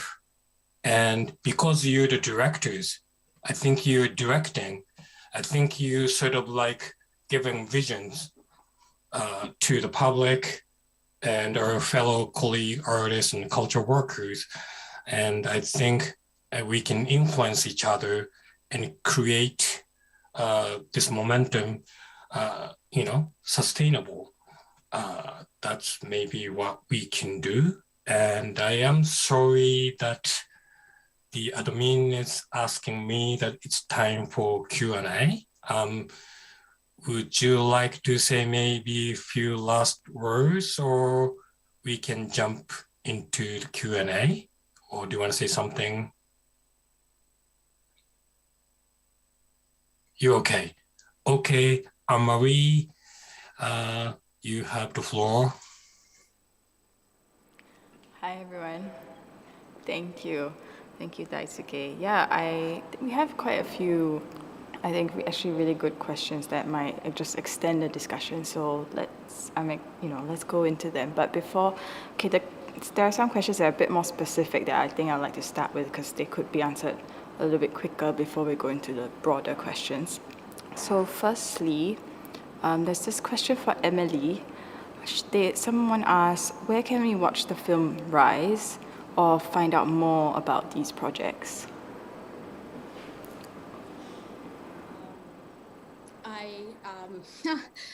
Rise circulate. I think Rise is probably like showing at some film festival somewhere. It circulates in the world.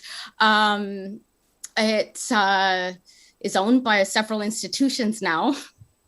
So it could be borrowed, but I can't think right now where it is showing. But you could follow Barbara Wagner and Benjamin de Burka's Instagram, and you would find out exactly where it's showing. And it's a fantastic film. But this is I don't know how else to answer this question. But one thing I wanted to say about Rise, and this was maybe a condition of our thinking early on in the pandemic. And this is like maybe not so much about supporting artist practices, but reimagining the ethics around artists' collaborations with communities.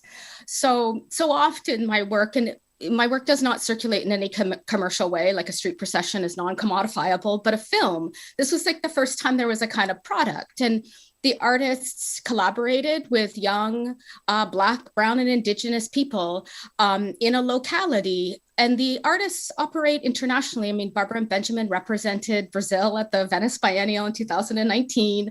And so when artists' work circulate internationally, but the communities don't benefit from that, we really rethought that with this project so that its sale, money went back to the artists from the communities and the community members themselves. And it created a different kind of infrastructure within Barbara and Benjamin's commercial dealer and that kind of ecosystem. So, and that happened in 2020. When the film Rise was being purchased by collectors and institutions. So I think there's at every turn, there's an opportunity, even though that project was made before the pandemic, to think about how the changing context in which we live still impacts the work as it circulates in the world. Thank you. Yeah, on a similar vein about funding, there's a question for Andreas. Someone asked, how do you fund your projects like AIM and Supermarket?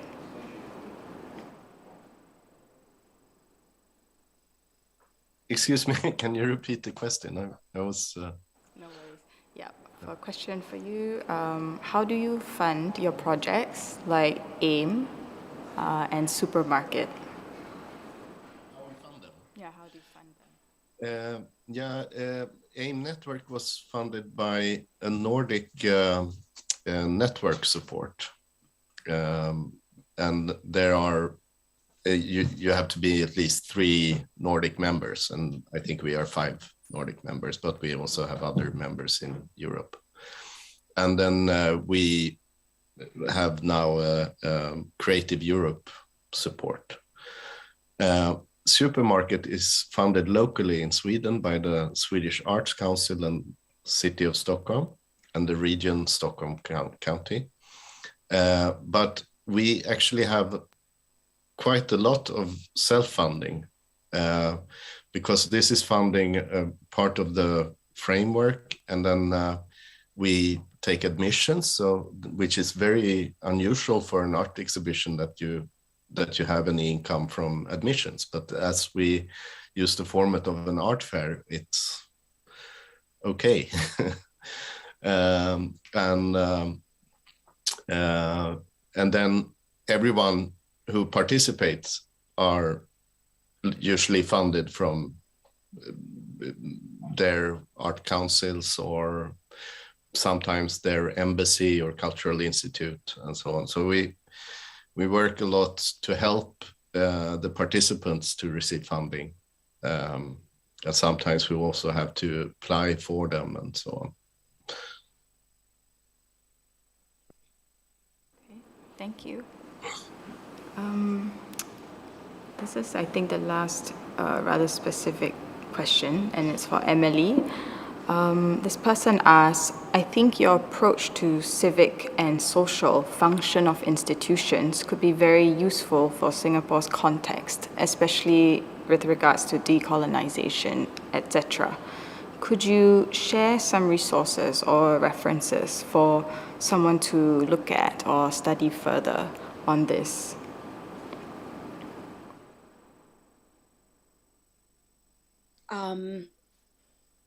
I would say, I mean, I want to use this space to encourage folks to read Indigenous writers, poets, artists from what we call Turtle Island, North America, because I think that if we're going to decolonize our institutions, in my context, we must take our cue from Indigenous people. And that's not appropriative. That's about thinking about how we can begin to understand that the very fabric of our institution is a colonial enterprise, and how we might be able to understand that the processes and protocols we undergo in institutions are very much framed and learned from situations that have been deeply problematic. But I mean, I guess an example for me about InReach, and I don't actually refer to it as a decolonial practice, but InReach, I think, could be considered a decolonial practice in that it really is about the institution bending to meet the methodological demands of what it largely has tried to control.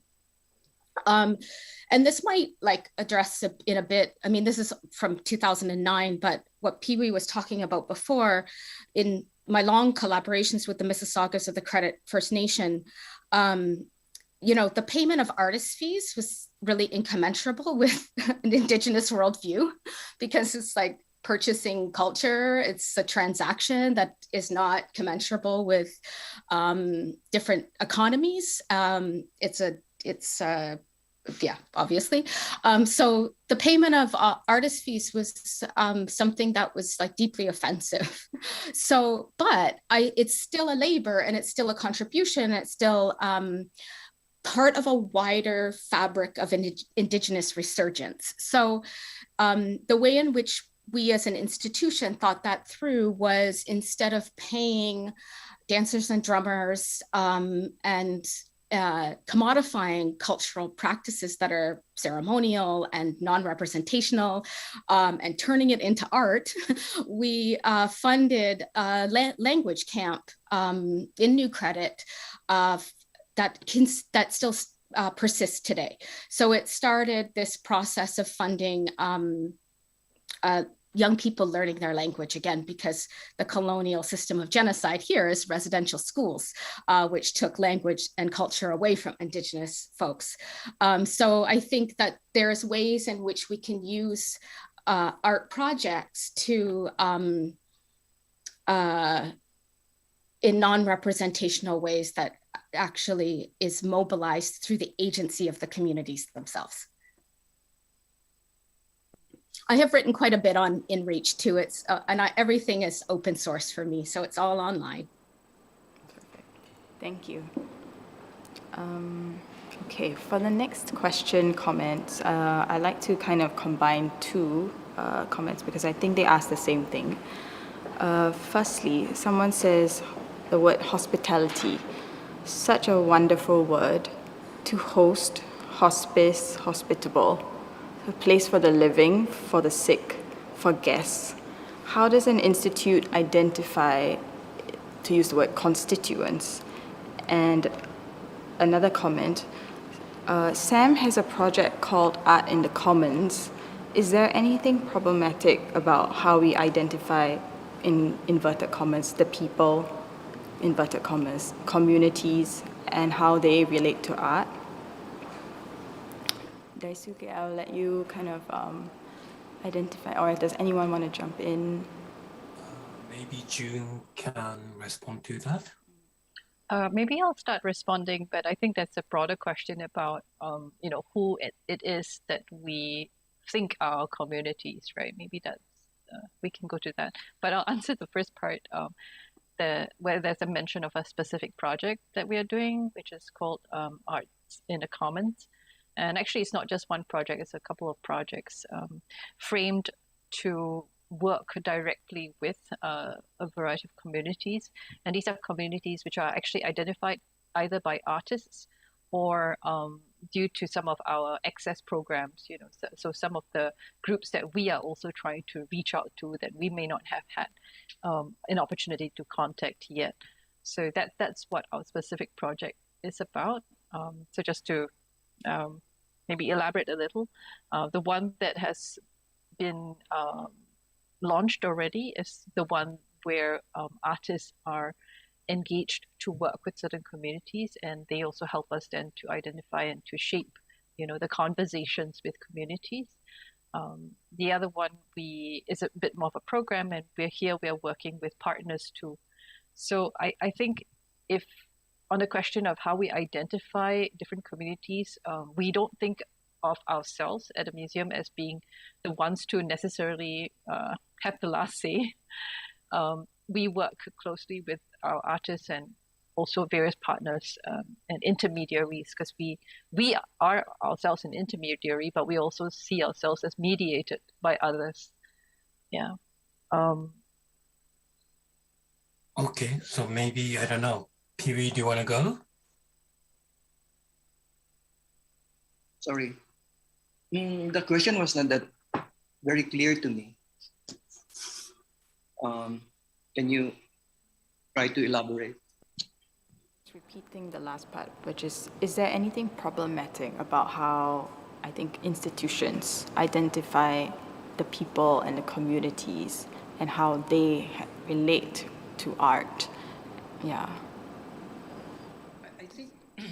I think institutions have a very important role to play.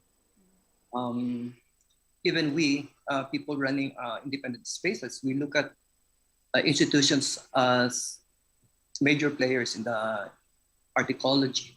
We're not competing with anyone. We're not an alternative to the institutions. We're not an alternative to the gallery system, but we consider institutions, if and whenever possible, a very important partner.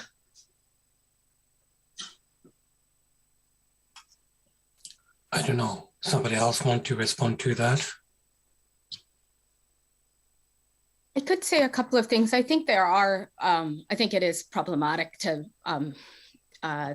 at least there's like IES on the end of communities. So it's not, because so often it's like the community. And I think that is problematic, in particular when it comes from institutions who is run by white people who are talking about community, because I kind of feel like we know what they mean by community in that context. It means not them. But I think this connects to hospitality, because I think another etymological root of hospitality is hostile and hostility. And I think about hospitality, and I think about this a lot because of this returning the house to a home. And but I've been thinking about hospitality as a kind of uninvited guest, and being prepared to change. If you're going to welcome difference into your home, I mean, it kind of starts with the knock at the door. The knock at the door is the thing that unsettles. And then you open the door, and if you invite, and that can be like, we could be monoliths like that. Like, how willing are we to open ourselves up to different cultural practices, different ways of thinking, different experiences?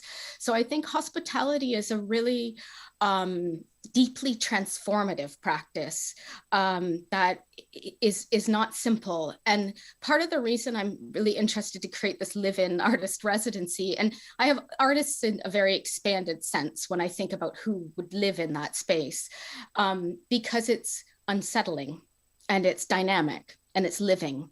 And those are the things that will change the institution from the inside, because it's something, to June's point, that we can't control. So if I say, oh, we have this live-in artist residency, I can't be micromanaging the artists all the time and deciding what their output is. They're living there, and all of the things that come with living, including, for instance, thinking about, how are you a hospitable institution when you have 17 layers of security perimeters? When the very structure of the architecture itself is about policing publics and communities, because I don't know, there isn't an implicit trust. We think that people are going to come in and destroy the place.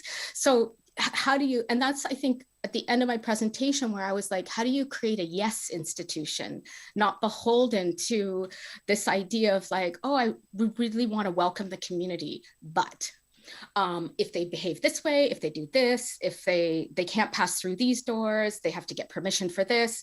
So I have this opportunity to rebuild an institution from the ground up. And while I'm sure my parent organization, Queen's University, imagines some shiny new fancy museum, when I hear building a new building, I hear building museological practice from the ground up. So things outside of security perimeters, things that are accessible outside of museum hours.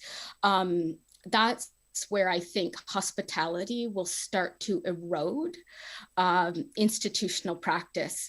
And I'm always somebody committed from doing it from within. So hospitality for me is the invitation of difference inside the structures that really want things to stay the same, and dealing with that. Thank you. Anyone else? If not, we can move on to the next question. Yeah. Okay. I think this is our last question, which is quite a nice roundup, actually. The question asks, so what is the future of institutions, civic structures, and artist practices? What does the future look like?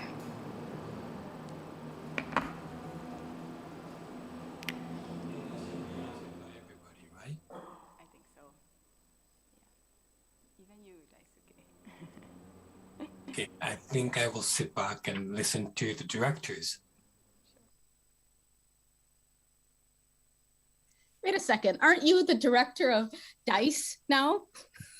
Yes, but DICE is me, so I'm directing myself. So I'm not really directing. I'm just being myself. Partially kidding, but who wants to go first?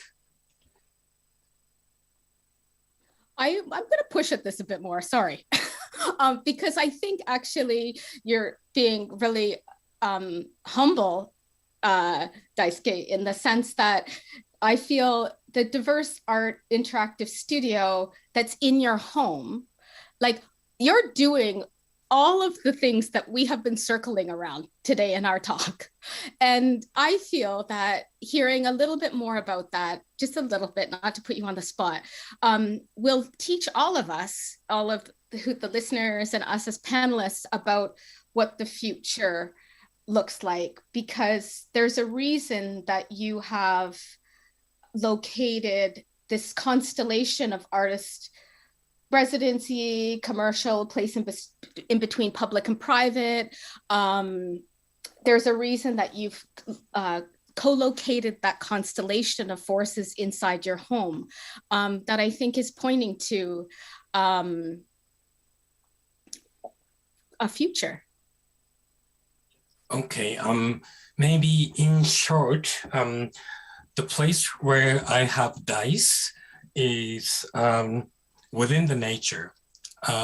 It's sort of deserted village sort of setup.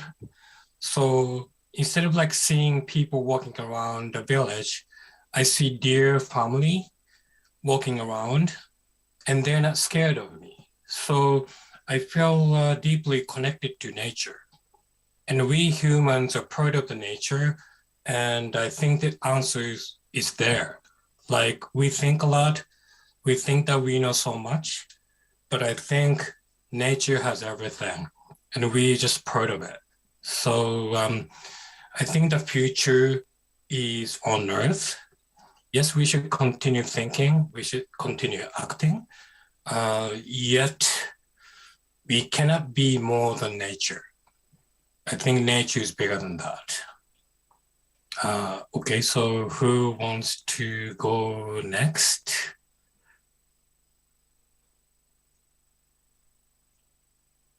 Oh, no one wants to go? Okay, I'll go. Oh wait, Pee Wee is about to volunteer. No, Pee Wee is all yours. No, June. Okay. There are about 6 people in the collective of Green Papaya, and we have not seen each other physically for the last 18 months, but we're constantly in touch with each other because of the projects that have been doing and are still doing. And we've been talking about the future. So papaya cannot die. We cannot allow papaya to die. So at least for now, the future looks like papaya is gonna exist until 2025. But seriously, we are all in agreement that the future is now. Yeah? And that the obstacles, or let me borrow Emelie's term, I love it. The ruptures caused by the fire and the pandemic will always be there in different forms. So we're lucky that we've been trained by this crisis so that we are more prepared to address future crisis, which is the future. The future will always be confronted with global crisis, with national, international crisis. So that is what we learned from this pandemic. Okay. Good. Maybe I'll speak next. Okay. So I'm reading here future as speaking to our wishes and perhaps our aims, our hopes perhaps also. And then I'd like to extend from what Daisuke was saying about being connected, right, to nature. But here then thinking of the museum and the institution as connected, to, well, everything that's around them, everything that's around it, right? Not separate. Even as I agree with Pee Wee that the institution has a certain type of role to play. It's got certain abilities, it's got certain resources, it can do certain things, and it has to really recognize and step up to the plate to do that. But it is also one that's very connected. And in being connected, then the kind of space that perhaps we want to hope for is a space where we might define civic space in our own sort of way. And that might be a space for hopefully listening, a space for difference, right? And not just speaking, not just representing, not just telling, but a space where we come together. So yeah, let's see if we can get there. Yeah. That makes me think about, there's a Black photography scholar, her name's Tina M. Campt, and she talks about the future real conditional. And I really have fallen in love with this, because what she's pointing to is a future that hasn't yet happened but must. And it makes me always think about, to Pee-wee's point, like the future is now. Like, what do we have to do now to create the future that hasn't yet happened but must? And I think the pandemic's taught us a lot about folks, the only people who are not constantly living in crisis are super privileged. We must think about conditionality as a real thing. It's not that, oh, this future will happen on the condition of, or this has happened because of the pandemic. It's like, I have some dreams about how I imagine our institutions, but also like operating in the world. And I really am committed to making that real. And that in my particular context, that young artists and young curators, for instance, won't have to enter institutions and have to change themselves, but will enter into spaces that they can enact change on.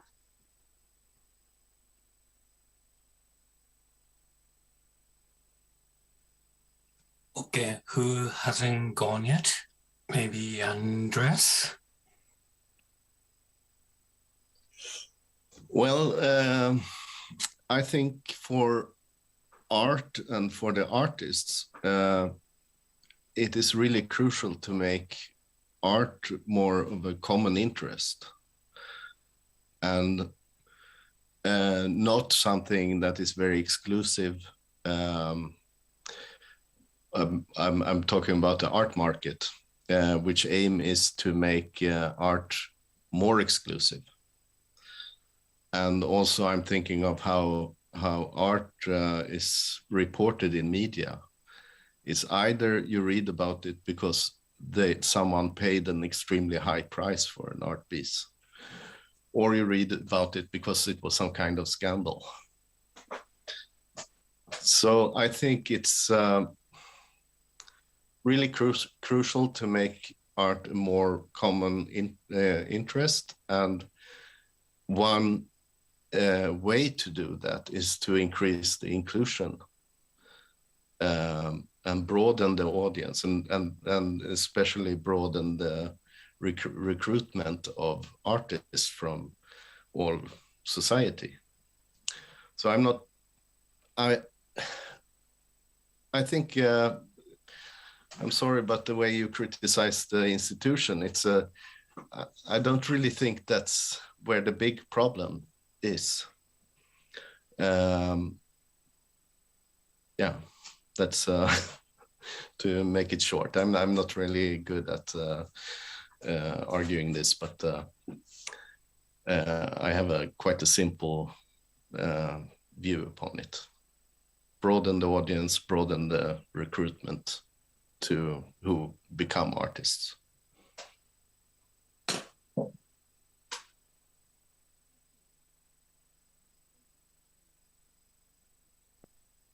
Would you like to kind of wrap up with any closing thoughts?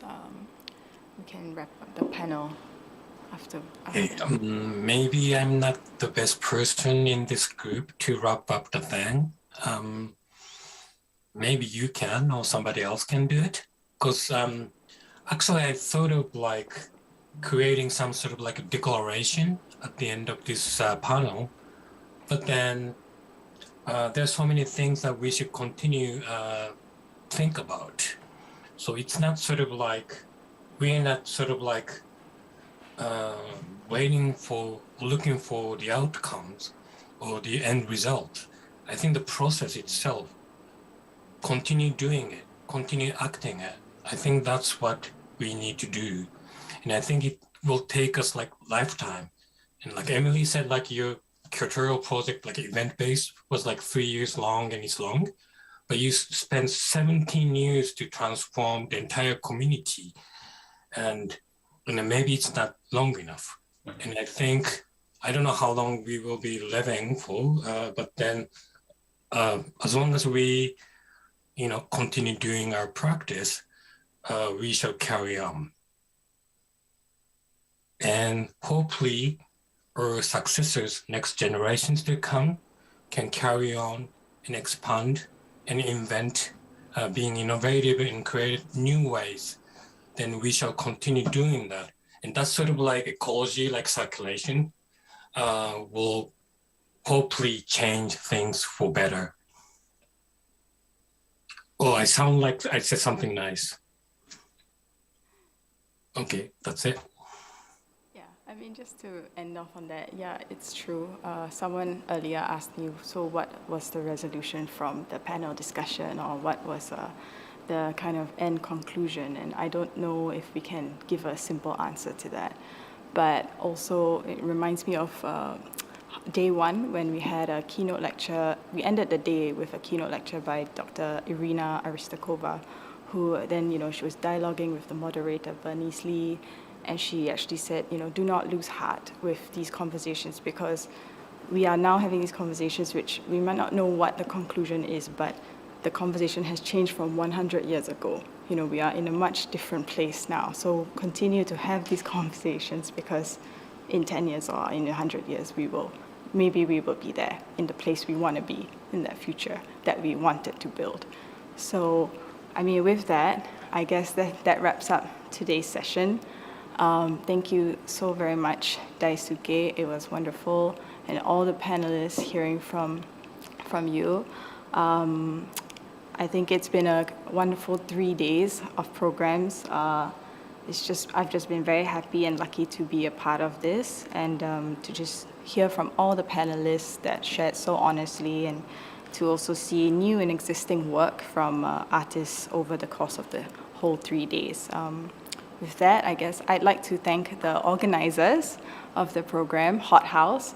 They refuse to be named and they refuse to show their face, but please go to their website and check out all the amazing work that they do.